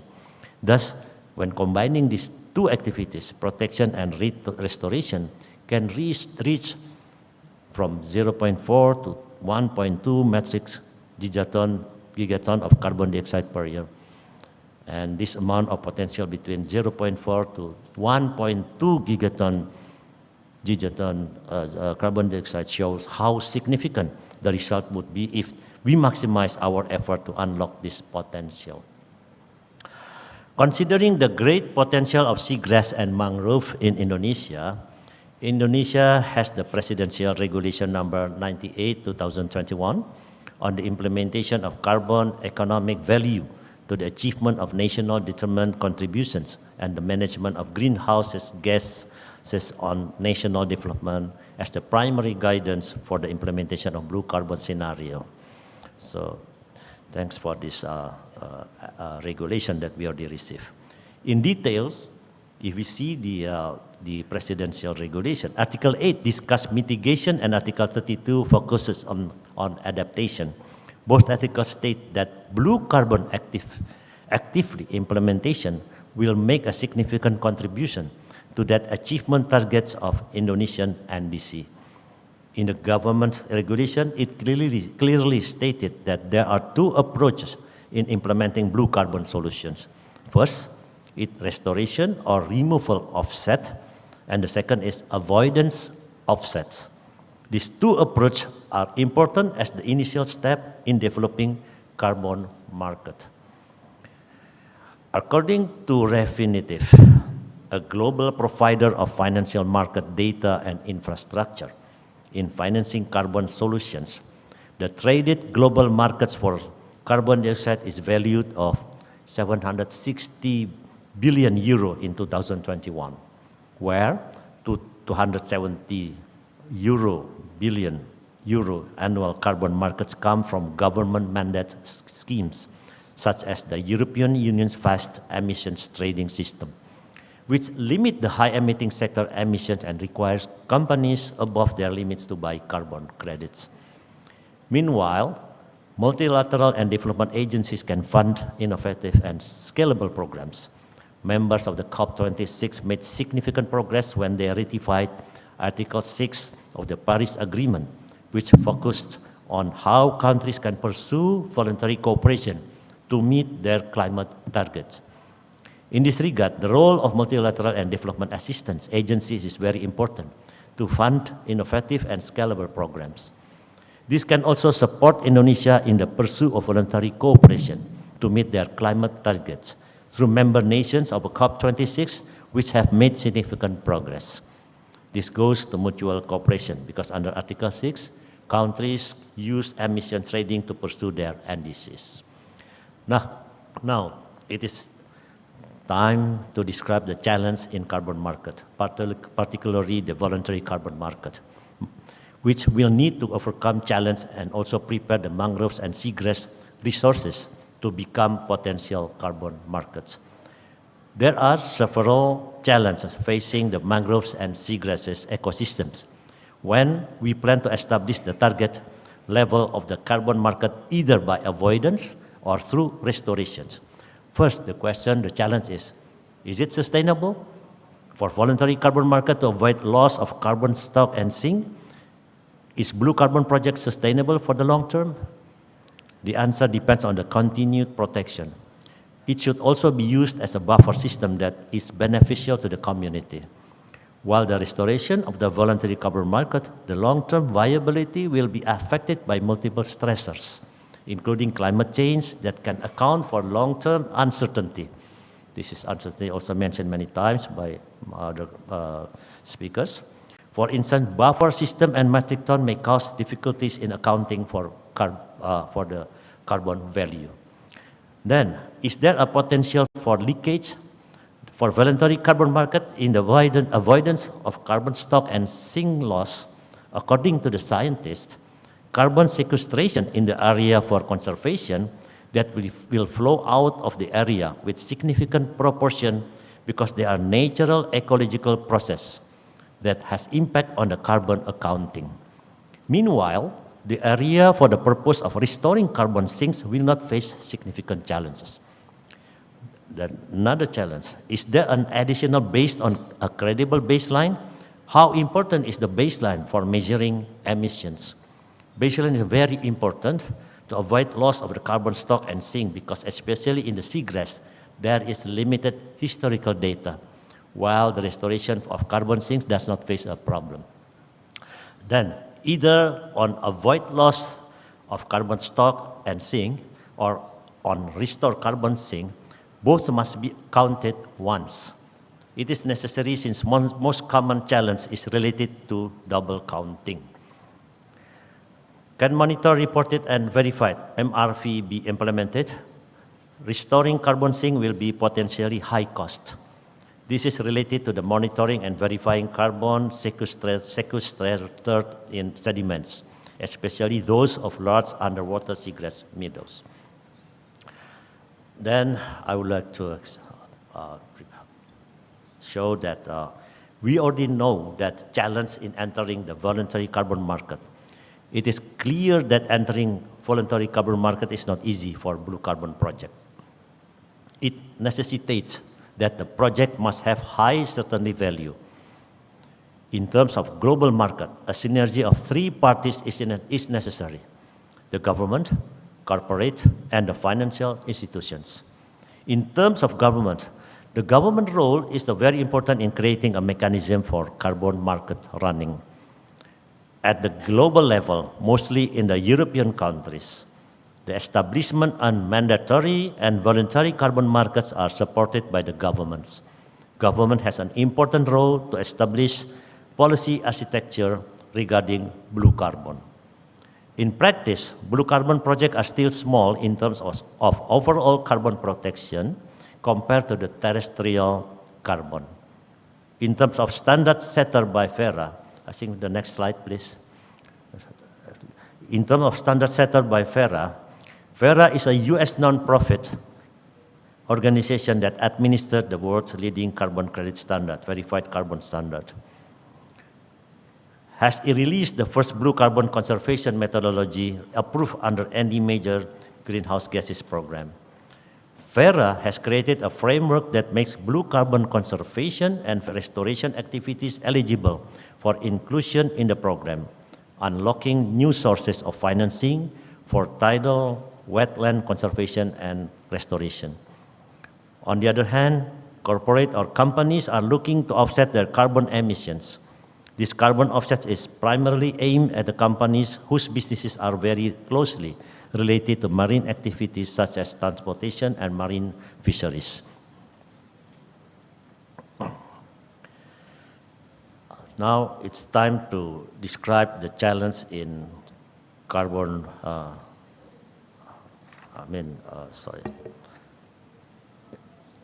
However, companies participating in the blue carbon market are not always related to the sea. We can take Apple as an example, who's working with the non-profit conservation international in Colombia to preserve a 27,000 acre mangrove forest, the first fully accounted carbon offset credit for mangrove habitat. The forest is expected to sequester almost 1 million metric tons of carbon dioxide equivalent over its lifetime. For example, Apple's success in the blue carbon market is due to collaboration with the NGOs. Apple is collaborating with conservation organizations also to provide financing for research and pilots. Therefore, if the carbon market is to succeed, corporate or company really needs to collaborate with NGOs to create early momentum by partnering with leading local and global NGOs. Meanwhile, if the government and companies that are supported by NGOs succeed in developing a carbon market mechanism as expected, then they can solve the problem of financing. This mechanism is expected to solve the problem of expanding both supply and demand due to the difference between the traded carbon market and the voluntary blue carbon market, as I mentioned earlier. With the establishment of this mechanism, with involvement by many parties, including financial institutions, it will certainly create buyers and create signals for funding or purchasing credits from the high-quality blue carbon projects. Now, the last slide, I would like to discuss how the blue carbon market in Indonesia, now or maybe in the future. In general, the blue carbon market in Indonesia is still at the initiation stage, not yet developed. This, to my understanding. The blue finance policy notes that have been prepared by BAPPENAS with the World Bank describe the blue carbon market and payment for ecosystem services practice initiatives.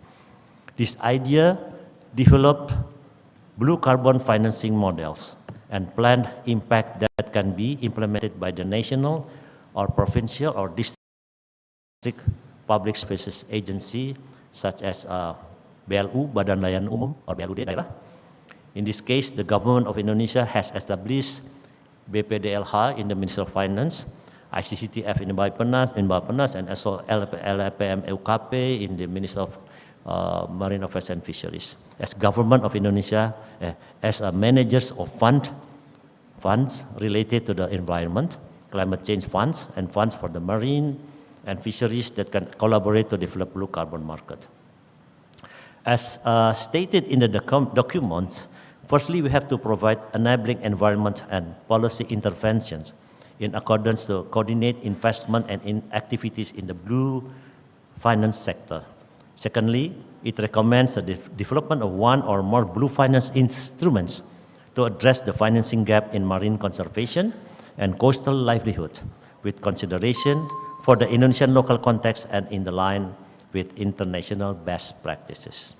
Besides several policy documents to the blue carbon market, there are also specific documents, including blue financing strategy document compiled by UNDP together with the coordinating Ministry for Maritime and Investment Affairs, Kemenko Marves. Thank you for this, Pak Basilio. And also BAPPENAS has produced a policy document for the development of blue carbon as stated in the Blue Economy Development Framework for Indonesian Economic Transformation. as well as the SDGs security framework documents. As I see, all of these efforts are very significant to unlocking the great potential of blue carbon financial in Indonesia. But at the same time, I also want to make sure that we set our minds to preserve these precious natural resources for generations to come. Finally, I hope that the blue carbon market can be implemented wisely in Indonesia, and that can only achieve through multi-stakeholders collaboration and support from all parties. Thank you to everyone for making this site even possible, and thank you for the audience for the attention. Thank you so much. Thank you very much, Pak Gelvin. It is very interesting to see what, in your presentation, the work that Indonesian government has been doing. So, again, let's give us a round of applause to these 4 very distinguished and important speakers. Thank you very much, Pak Gelvin, Ibu Sophie, Professor Chan, and Pak Simon. So, we have heard the lesson learned or the experience sharing from the Australians, from the United States, from what program the AFD, French government, has been doing in Southeast Asia, I guess, and more, and beyond, and also in Indonesia. What I would like to do now is actually to invite 2 individuals. First is my good friend and Pak Basilio, and second is Professor Daniel Mordiarso. You know, Pak Bas and Prof. Daniel, you are the individual that can represent the policy side, and then Pak Daniel is from the scientific side. None of these are scientific as renowned as you, Pak Daniel, as far as Pak Basilio. So for both of you, I have the title of Pak Bas and Pak Daniel. You are the key opinion leaders. I learned that from my wife. So I would like to invite Pak Basilio to comment on the presentation from the speakers, and you can also ask questions. So then I'll do the same thing for Pak Daniel. I would like to ask Pak Basilio to do first. You can do it from there, or you want to use the podium. Please, Pak. I know you have a short presentation, maybe not too far. Thank you, Pak Tony, and ladies and gentlemen, selamat pagi ya, selamat pagi ya, selamat pagi. Ya, selamat pagi, good morning, assalamualaikum warahmatullahi wabarakatuh. I think, ladies and gentlemen, we have been listening to very good presentations and sharing of experience from several countries. And I was asked to also give some comments. And I will try to give some general comments by using some slides. And also at the end, I would only raise one question only to Pak Gelvin, especially in relation to blue carbon scheme. Ladies and gentlemen, I was in Lisbon during UN Ocean Conference. And one of the issues that was echoed during that conference was 30 by 30 commitment. And I think we have several initiatives for that. We have the High Ambition Coalition for Nature and People, and there is also a Global Ocean Alliance from UK, and His Excellency Minister Goldsmith also met me to explain about this UK initiative. And these initiatives try to designate 30% of land and ocean area to protect as protected areas by 2030. And from Indonesian side, I think if you read about our experiences in responding to these commitments. For example, in Indonesia, under the Ministry of Forestry, we have about 54 national parks. And it is divided into several types of parks. Some can be explored, but some cannot be touched completely. So this shows that at least Indonesia is already in line. And these national parks even came before these commitments were introduced. And at the ocean side, for example, now we have about 201 conservation areas. And we have like 10 under the management of Ministry of Ocean and Fisheries Affairs, and 30 is under Ministry of Forestry, and 161 under the management of our local governments. So again, this shows that although now we have these international or global initiatives, but Indonesia is already there. So we already started. And even Indonesia already made its commitment for 32 million hectares of our ocean areas, or representing at least about 10% of our total ocean area. So, and Pak Galvin also explained about how we also have initiatives for mangrove restoration with a width of around more than 3.9 million, and we still go on and on. So, ladies and gentlemen, I just want to put more of a meat to my comments by introducing Indonesia, and I will show it through some of my slides, especially starting from maybe third or fourth slide, yang judulnya Indonesia is the largest archipelagic country in the world with great potentials. Ladies and gentlemen, Indonesia is an archipelagic state, and it is the biggest archipelagic state in the world. Sometimes I ask my friends, Indonesia, please don't try to learn from other countries, because Indonesia is the biggest already archipelagic state. If you have to learn, where should we go? Where should we go to learn? Because Indonesia is the biggest one. So Indonesia should be the reference country for archipelagic state in creating references, in creating initiatives and ideas in order to be replicated by other archipelagic states and also small and island states as well. Indonesia, we have about 17,000 or more than 17,000 islands.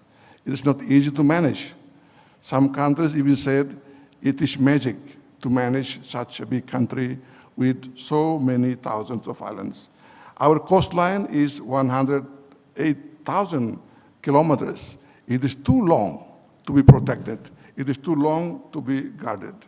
Our marine zones stretches around 6.4 million square kilometers from west to east. And the overall flying time from Sabang in Aceh to Merauke, Papua, or from one point to the western point to eastern point, will take you around 8 hours. So you can imagine the dimension of this country. More than 380 groups with 700 languages, 270 million population. So if we want to introduce some ideas about conservation, for example, we have to really take into account the existence of these ethnic groups in place. When we want to introduce some conservation initiatives, we have to also take into account what UNCLOS says about traditional fisheries that cannot be touched with our initiatives for conservation. And of course, Indonesia is also huge renewable energy potentials. You name it. We have wind, we have hydropower, we have tidal, and other types of sources. And Indonesia, of course, is a place, a heaven for investment in renewable energy. And one of emerging economy with strong growth, initial economy, and the younger labor force and growing middle income. And Indonesia expanded its marine protected area to 28.4 million hectares meaning exceeding its initial commitment of 20 million hectares. Indonesia is keeping our commitment to expand our marine protected areas to 32.5 million hectares by 2030. We are fully optimistic that we will achieve that target. Today, we are reaching already the 86% completion of our 2030 target. And regarding the Indonesia's blue profile, Indonesia is the largest archipelagic country, as I said before, boasting 6,400,000 square kilometers of vast ocean territory. Indonesia's ocean economy is estimated to support more than $280 billion US dollars worth of economy annually. And the average contribution of the blue economy to Indonesia's GDP in the last 5 years was around 3.6%, and is dominated by fisheries, which accounted for more than 70% of the blue economy's GDP. Thus, oceans are central to Indonesia's identity and prosperity. Indonesia is committed to managing its marine and coastal resources, as the examples that I already showed you. And mismanagement waste has led to marine plastic pollution. This is also an issue that we face today. Overfishing threatens to deplete fish population. This is still also one of the issues that we are still facing today. And coral reef and mangrove degradation has left coastal communities vulnerable to climate change and threatens biodiversity. This is one of the issues that was also raised by Pak Gelvin. These unique characteristics made the concept of blue economy particularly salient to national development. And the blue financial gap. Blue finance includes the range, of course, the speakers were talking about the financial instruments. So the blue finance includes the range of financial instruments aimed at developing and strengthening ocean-related sectors, abiding by the principle of sustainability, as well as unlocking capital for economic and social development. Or a blue financing strategy should support countries in achieving the sustainable development goals, particularly SDG 13, climate action, and SDG 14, life below water. They account for and to account for and to help avoid overexploitations of resources, Indonesia's blue financial strategic document, as Pak Gelvin presented, considers possible resource depletion and the finances needed when identifying investment gaps in blue economy sectors to achieve the national target of GDP contribution. So we are thinking of how to finance these initiatives. The average annual investments required to achieve the target of 12.45% of GDP contribution by 2045 ranges from 1.928 trillion rupiah, assuming there is no marine resources depletion, to almost 3.37 trillion, assuming an annual marine resources depletion rate of 3%. So these these simulations results in highlight the urgent need to find sustainable financial resources and to consider the environmental implications of blue economic sector and development. And the speakers were also talking about the blue financing criteria, and I think I will not go deep on this issue. And finally, for example, in the fisheries sector, Indonesia is now trying to introduce measurable ways of capture fisheries through a concept called Blue HLS financing model, and this is still under development between my ministry and the Ministry of Fisheries. And way forward, ladies and gentlemen, the investment has an important role in the implementation of sustainable blue economy, building environmental friendly and sustainable facilities to support the blue economy requires substantial long-term investments. there needs to be an established blue finance ecosystem which comprises the stakeholders involved, ranging from private and public investors to line ministries, and this is almost issues that were raised by most speakers. And through these types of documents, for example, the example that Indonesia showed through Pak Gelvin, Indonesia has the potential to open opportunities for issuance of the blue bond principle in the global market. And also, we certainly hope that this document will become an important element in the development of blue financing for archipelagic and island states. And now I will try to raise the question to Pak Gelvin. Pak Gelvin, I like your presentation on marketing carbon for blue carbon. You have explained both opportunities and challenges associated with implementation of such initiative. It will have quite a bit of work to explain the source of blue carbon from mangrove and seagrasses, Pak Gelvin. In addition, the strategy of the solution is in the form of carbon removal or restoration and loss preservation. I underline what you said, that this blue carbon financing opportunity can only be realized with good cooperation between government, business, financial institutions. We believe that the blue finance mechanisms currently under development can help develop the blue carbon. My question is, Pak Gelvin, can blue carbon scheme that you explained be implemented through the blue finance initiative? By that, I ended my comments. Thank you very much. Thank you, Pak Basilio. Thank you very much. Pak Gelvin, you have that question. You can do it from your chair. Okay. Surprising, a question only to me. Okay, thank you, Pak Basilio, for your feedback and question to me about this, how is the blue carbon can be financed to the blue finance initiative. Currently, I would like to say that BAPPENAS and through the ICCTF and other development partners such as ADB and the World Bank, we are developing innovative funding through what we call it the blue finance. I think we already report to you also in this case.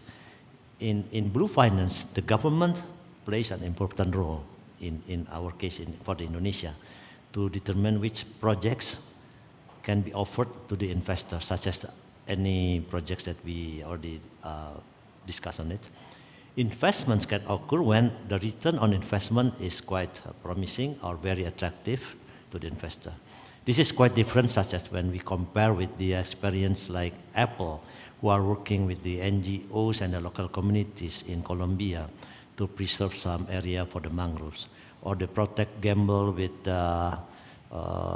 communities for reserving like 31 species in Palawan Island in Philippines. That is private sectors and the local communities work on it. But for the Indonesia, government should be the prime mover, I think, to create the blue carbon projects for mangroves and seagrass in Indonesia, either through restoration or to avoid loss approach. And we know that for avoid loss approach, if we look on our data for the mangroves in Indonesia, half of the mangroves are still pristine, located in the Papua and West Papua and some in the Maluku. So this is one of the challenges that I think we can do through the what we call it the blue initiative, blue finance initiative in this case.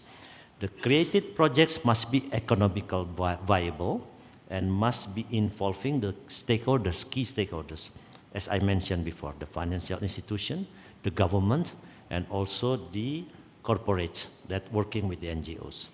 So I hope and I believe that the alternative investment is possible, like you say, through the blue sukuk and blue bonds instruments by issuing this. And we hope that the funds obtained through the issuance of the blue sukuk or bonds will be used for mangrove and seagrass management activities. Then it will allow government to raise funds through the financial benefits in the blue carbon markets and blue carbon market for mangrove and seagrass. In this case, we focus on these two areas. In addition, this is like such kind of like two edges of the sword what could the short edge of short, two edges of the sword.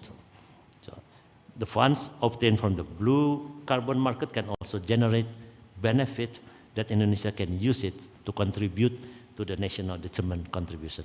I hope that my explanation can fill what your question is. Thank you. Thank you, Pak Gelwin, and thank you again, Pak Basilio. I would like to invite Professor Daniel Muldiarsyo. Same thing, Pak, comments and questions. No I know question. you have a lot of questions. No question. No question to Pak Gelwin. Hello. No, you can ask questions, Pak. Thank you. I'm not sure how many blue carbon has been mentioned. Did you make any count? After 78, I lost count. Yeah. So today is really Blue Carbon Day, and I'm glad to hear how developed it is, the Blue Carbon initiative in Indonesia. And I have to mention that since I was involved in the blue carbon research, it was initially supported by the US government through our big project called SWAMP, that stands for Sustainable Wetland Adaptation and Mitigation Program. And we cover more than 20 countries and mainly reside here in Indonesia. So we've been very privileged to implement this, and not only doing research, but we also did a lot of capacity building with this support, and also generate a lot of new knowledge, a lot of science in this initiative since, I think, almost a decade ago. So I would also like to express our sincere thanks to my colleagues in the US Forest Service, who's been working with us all over the year, looking around the mangrove, especially mangrove and peatland. So working in mangrove is not very easy. It's very difficult. I was about to jump here from that seat. That's the way we work in mangrove. So you cannot go around and find a nice route, but you have to go straight because you have to do what we call transect to get the number in that particular design. So working in the field of blue carbon is not easy either. What we found suddenly has been published, but I'm not going to give seminar or talk here, but suddenly it's been very privileged to generate this number, especially for Indonesia, who is hosting more than 20% of the blue carbon stock in the world.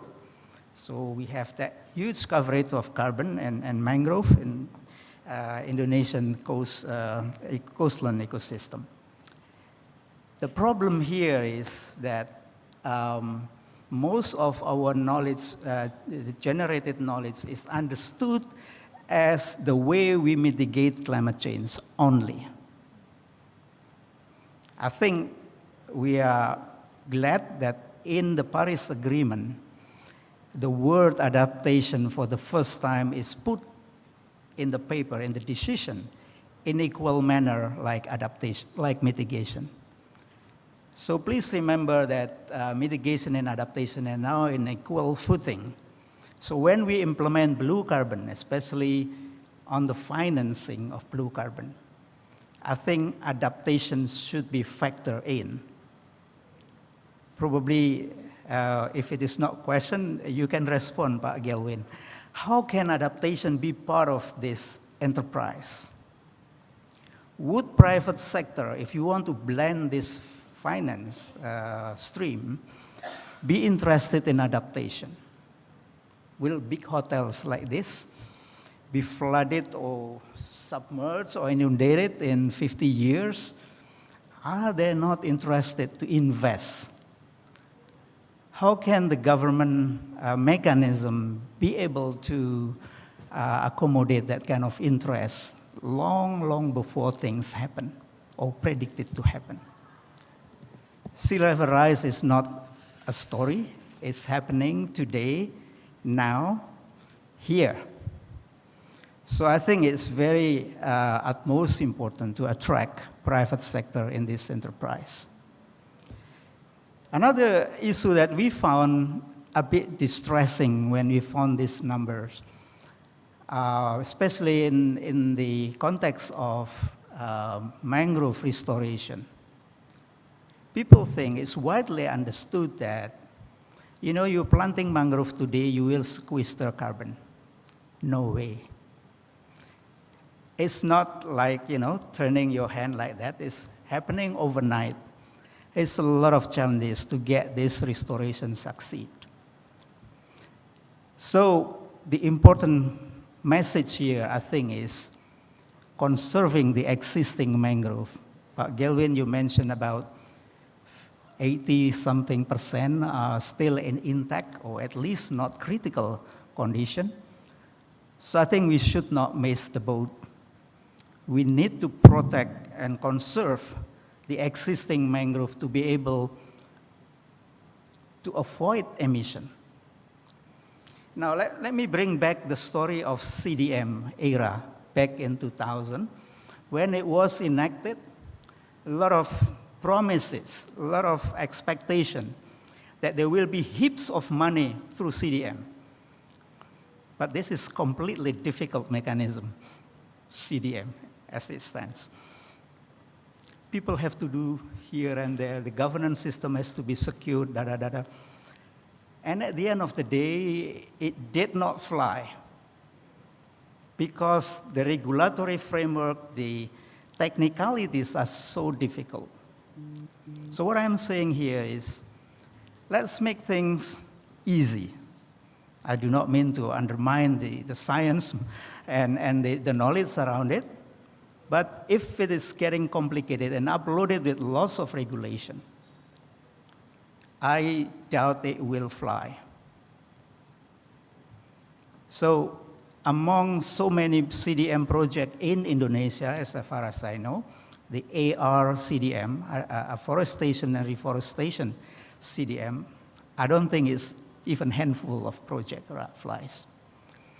Because the idea of CDM is to mitigate the sequester, not to avoid emission. Then REDD come through in the picture. So if blue carbon is going to be oriented towards mitigation, I think avoiding emissions should be upfront of the effort. Simply because the nature of blue carbon is completely different with terrestrial forests. Most of the carbon are stored there in the soil. 80% of almost 2,000 tons per hectares are in the soil. So it's no way of sequestering carbon that much over years. But protecting the existing one stored in the soil are very crucial.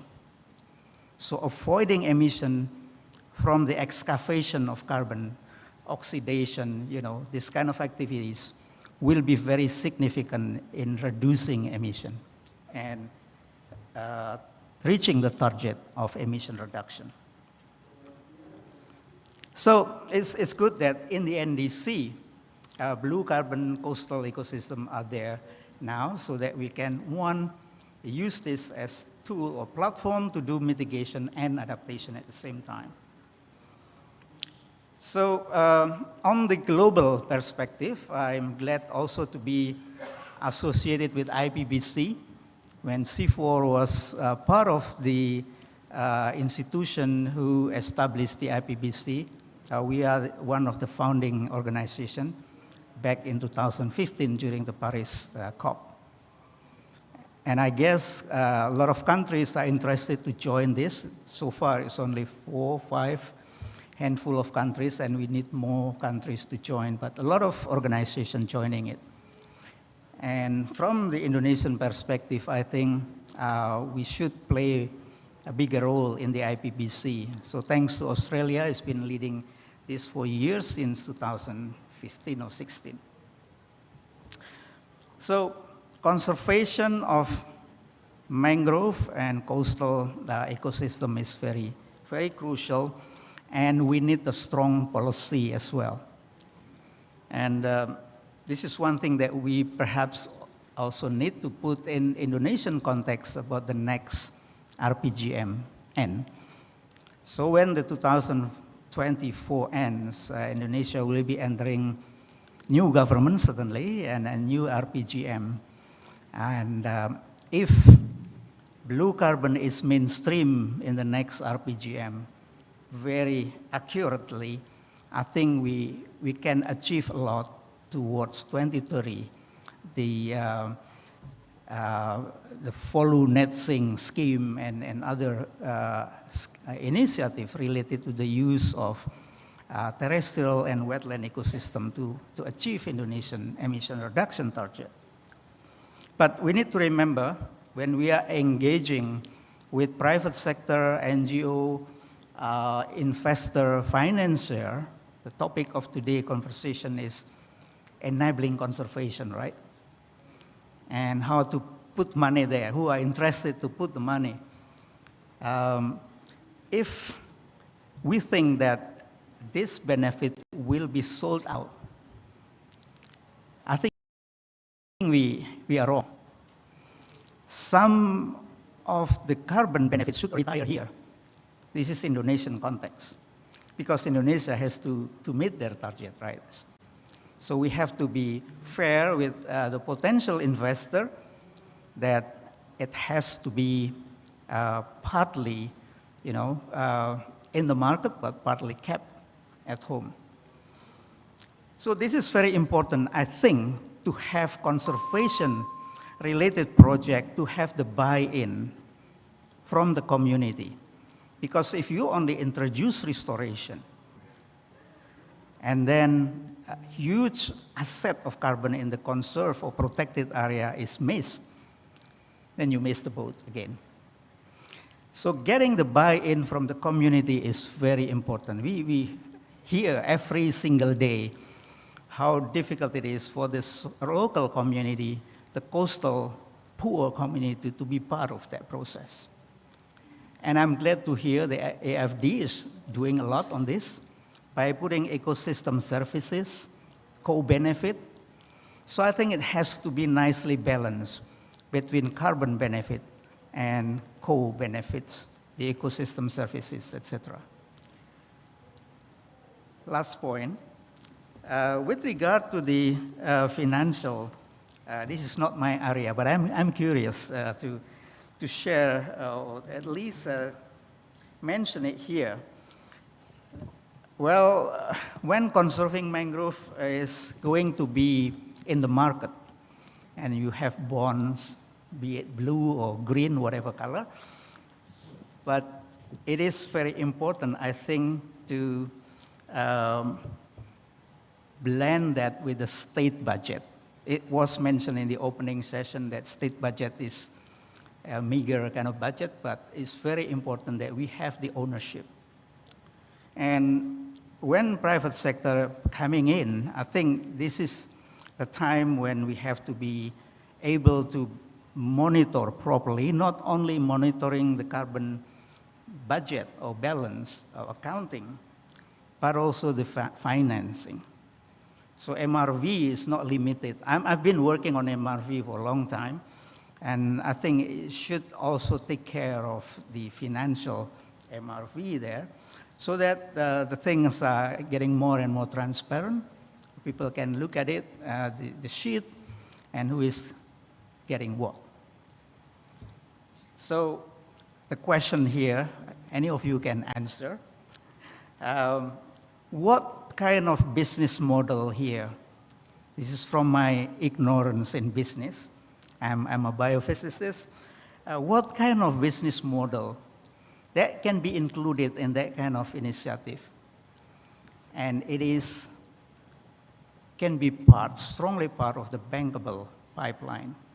Bank is interested to finance that. So I think the message here is that we should not, we are heading towards blue economy. It's there out of the blue. but we should not miss the boat, not the train. Missing the train is okay, but we should not miss the boat here. Thank you very much. Thank you so much, Pak Daniel. Very wise statement from Pak Daniel and from Pak Basilio.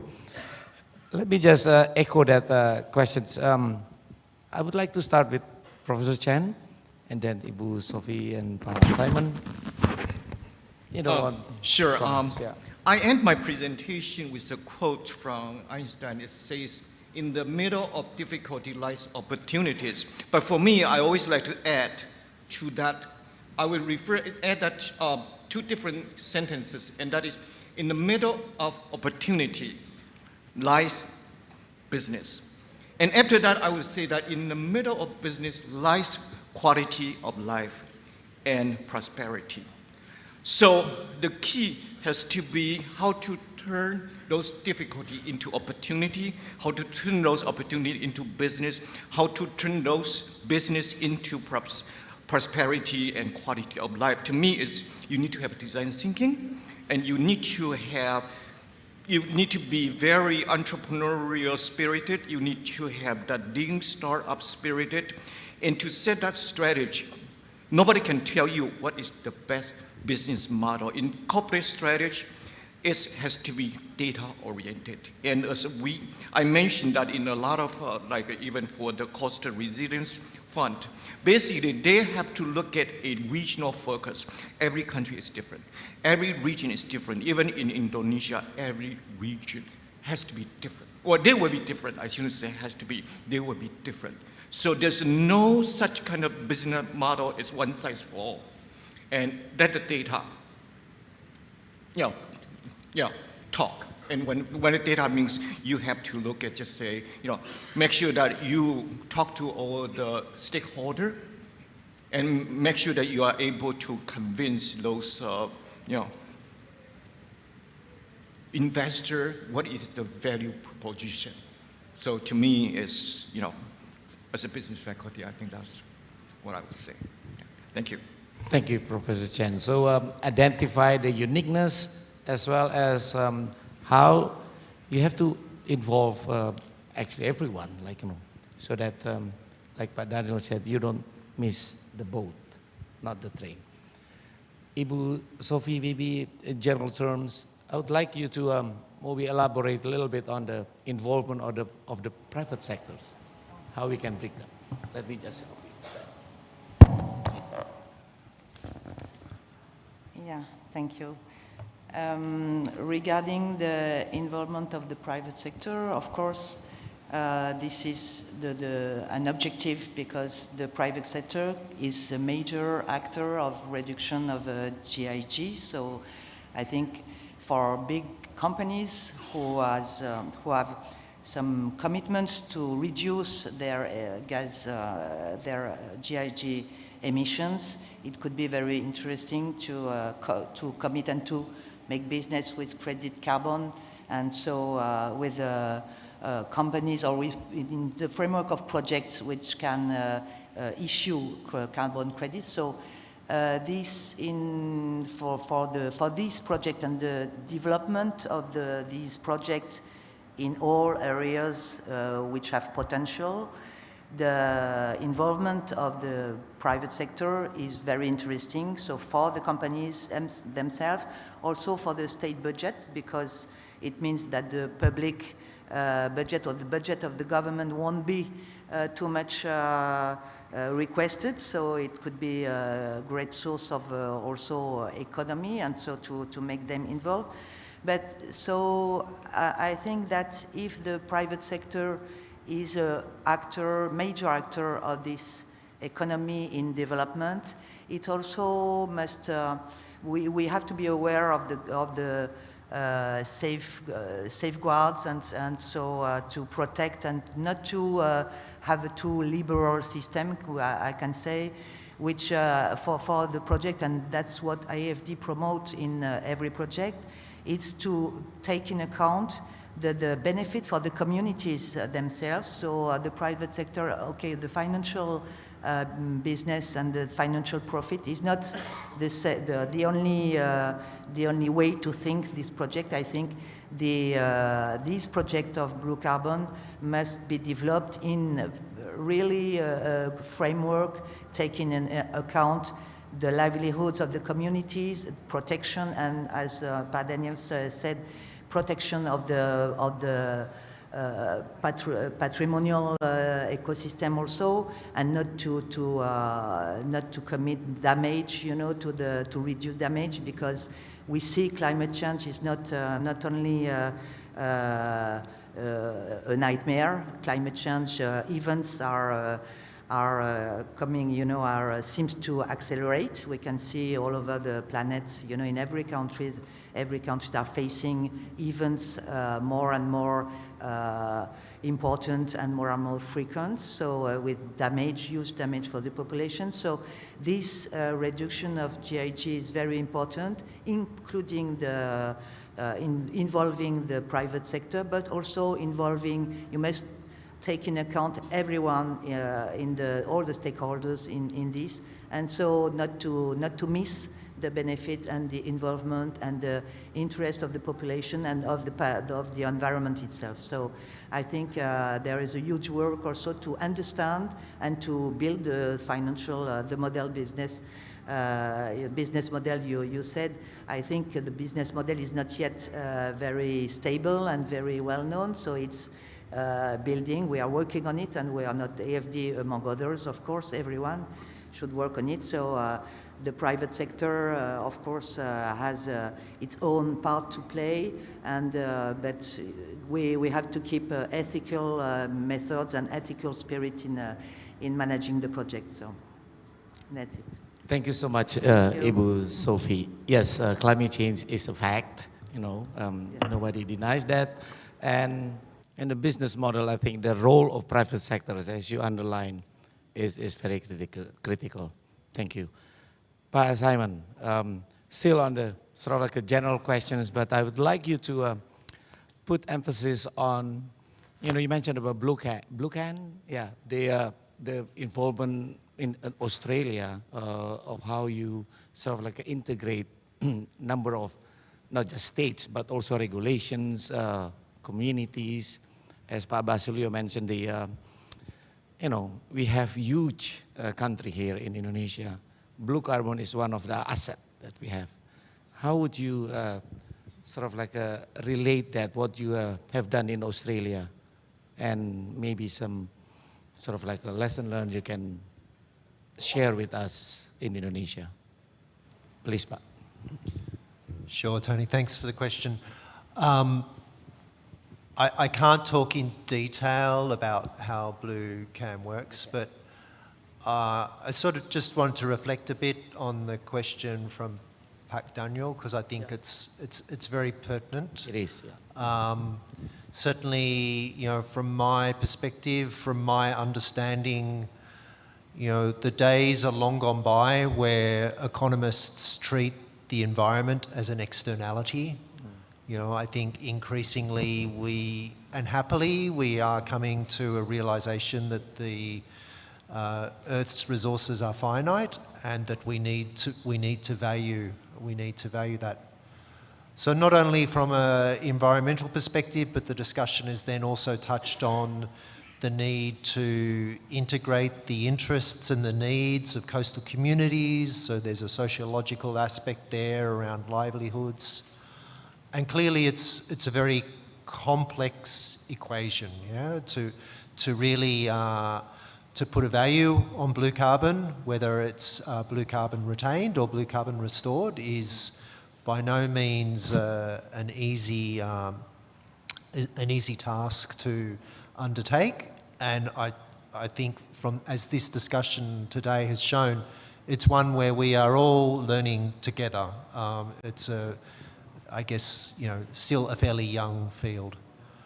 So in that regard, all I can say and reiterate is, certainly Australia is very willing to share its experience with Indonesia and other countries as to the emerging science, the emerging methodologies, the emerging techniques, tools and approaches that we are using to try and really capture and quantify the value of blue carbon.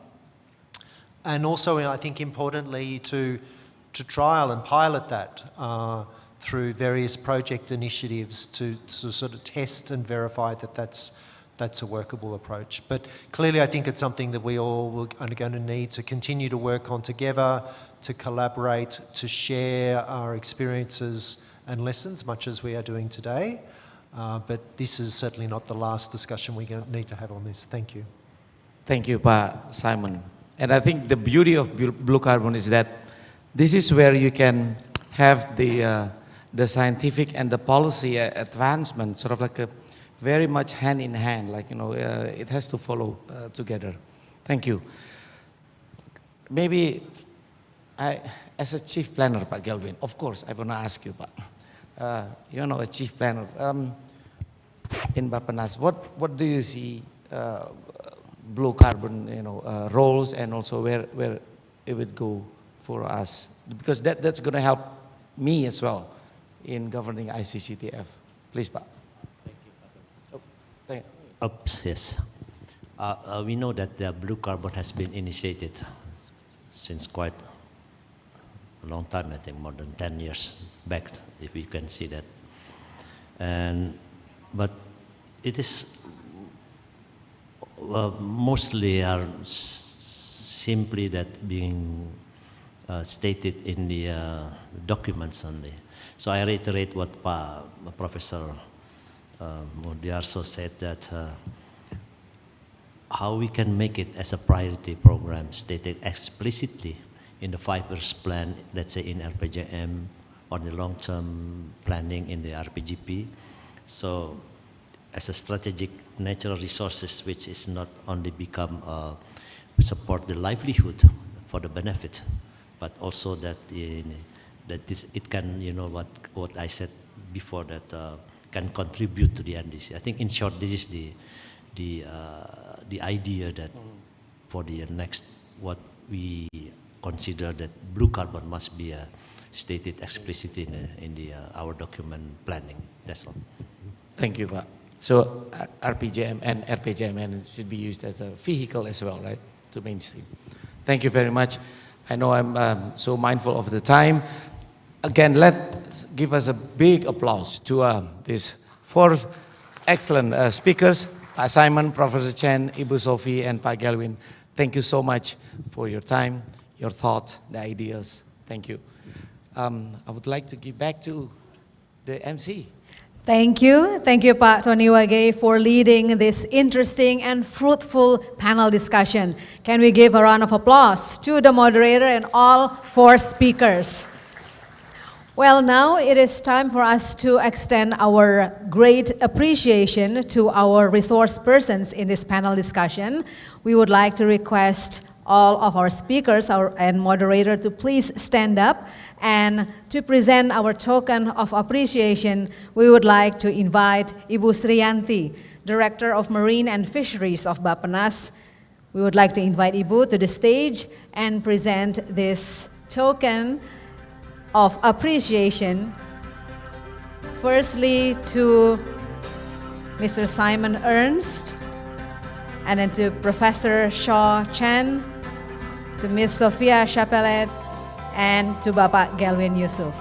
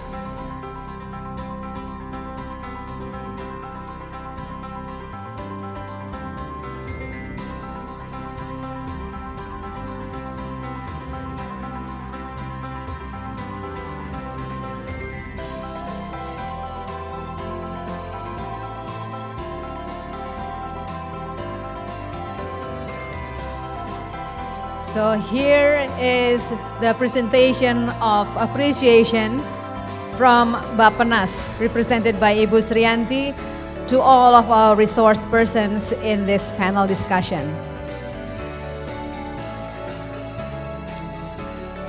Okay, so the photographer, they're ready on the floor. And this is our moment in this midday at the end of our panel discussion in this side event meeting. Thank you very much. Thank you, Ibu Srianti. Thank you once again to Bapak Tony Wage and all resource persons. Ibu, please remain on stage because we would like to request you to present the closing remarks.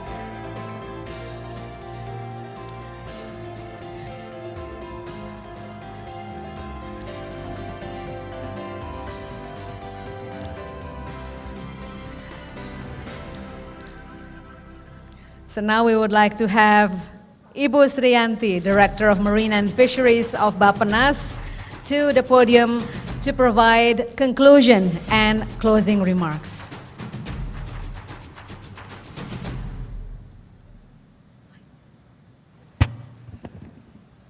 Okay, it's me again, but let me just read a couple of points of the summary of the discussion, because I think I have to apologize to the audience here and also online, because of time we have to end these sessions. And before I invite Ibu Yanti, I would like to just to read a few points about the summary. So number one, I think we need, we heard that we need to establish innovative financing mechanisms that can enable countries to conserve blue carbon. Some options like blue carbon restoration funding, Australia mentioned that, community livelihood from AFD, coastal resilience, natural-based solution from USA. And that can access through national fund and voluntary carbon market. We have Indonesia also, that shows how the coordinating ministries, BAPPENAS, Kemenkomarves, work together, but also with the sectoral ministries such as KKP, KLHK, BRIN, Internal Affairs, and so on. Adaptation is, of course, important, as Pak Daniel mentioned. From the lesson learned, we have the main opportunity is to work together. That's the key word that I would like to underline for blue carbon restoration and conservation to reduce the emissions. Some suggestion for the success of blue carbon is to find the pathways to meet the blue carbon goals, such as improvement methodology to enhance level of consistency in blue carbon report and promoting dialogues and collaborative works. And finally, as the last point of summary of the discussion, when we incorporate blue carbon into climate change mitigation target, as well as adaptations, challenges are found in developing policy and the finance. There are the uncertainty of success, difficulties to assess the offset, lack of standardized methodology, and so on. So all in all, we still have a long way to go, but we have started, and I have to thank all the audience here in the room and online for your participation. Thank you very much. And with that, I'll give to the master ceremony. I'm not going to take your job. Thank you. Thank you, Bapak Tony, for presenting the summary of the panel discussion. Well, now, honorables, ladies and gentlemen, it is now for us to have the conclusion and closing remarks. And with that, we would like to invite Ibu Srianti to the podium. Please give a big round of applause.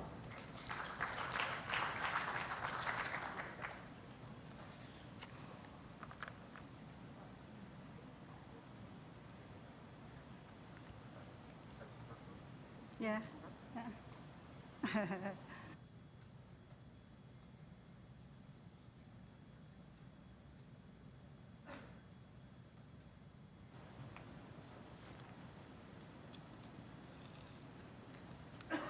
Honorable Bapak Basilio Diaz Arauji, Deputy Minister for Coordination of Maritime and Energy, Coordinating Ministry for Maritime Affairs and Investment. Ibu Sophie Savele, Deputy Director, Indonesia IFD, Mr. Simon Arndt, Counselor from Australian Embassy, Jakarta, Professor Swam K. Chen from University of Rhode Island, Mr. Gelwin Yusuf, Pak Arifin Rudianto, Chief of Planner, Deputy of Maritime and Natural Resources, BAPPENAS, Bapak Profesor Daniel Mubiarso from Seaford, and distinguished ladies and gentlemen in this room and also in the online room. Assalamualaikum warahmatullahi wabarakatuh. Salam, Namo Buddhaya, Om Swastiastu, Salam Kebajikan. Good morning, good afternoon. First of all, I want to express my appreciation to all the speakers who have shared their experience, knowledge, and best practices regarding blue carbon management from their country and institution. And my appreciation also to our audience who attend offline and online of their participation. This meeting aims to facilitate the exchange of knowledge, experience, as well as best practices regarding the incorporation of blue carbon into climate policy, to highlight best practices of policy development, technical capacity, and roadmap implementation of blue carbon policy, as well as to facilitate the exchange of knowledge, experience regarding the financing of blue carbon conservation activity.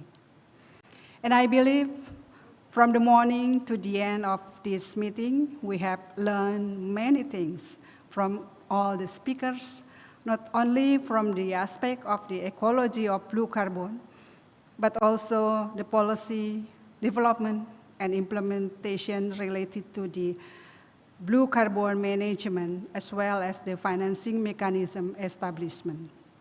And I hope this knowledge that we obtain today can contribute to the improvement of understanding of blue carbon management in Indonesia with the initiative that come from the side event G20 Development Working Group. Distinguished ladies and gentlemen, without any further ado, with your permission, here I declare the seminar of blue carbon, enabling conservation and financial capital is officially closed. Once again, thank you for participation, and thank you to the organizer for this conducted the successful event.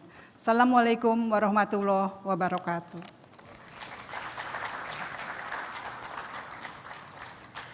Terima kasih. Thank you, Ibu Sriyanti, for delivering the closing remarks as our official closing.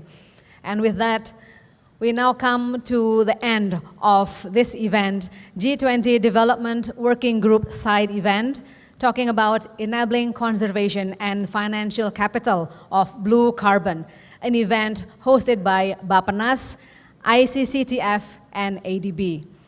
On behalf of the host and the organizing committee, we extend our appreciation for your tremendous support and for your active participation during this meeting. And also thank you for joining us online.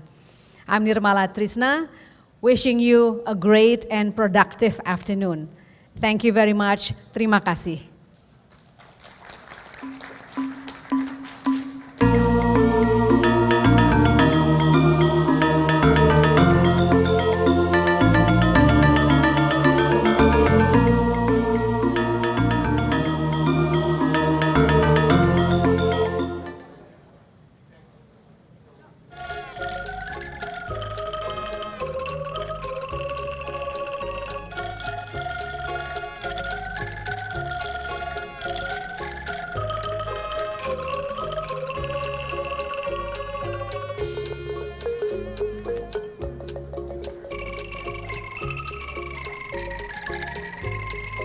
you.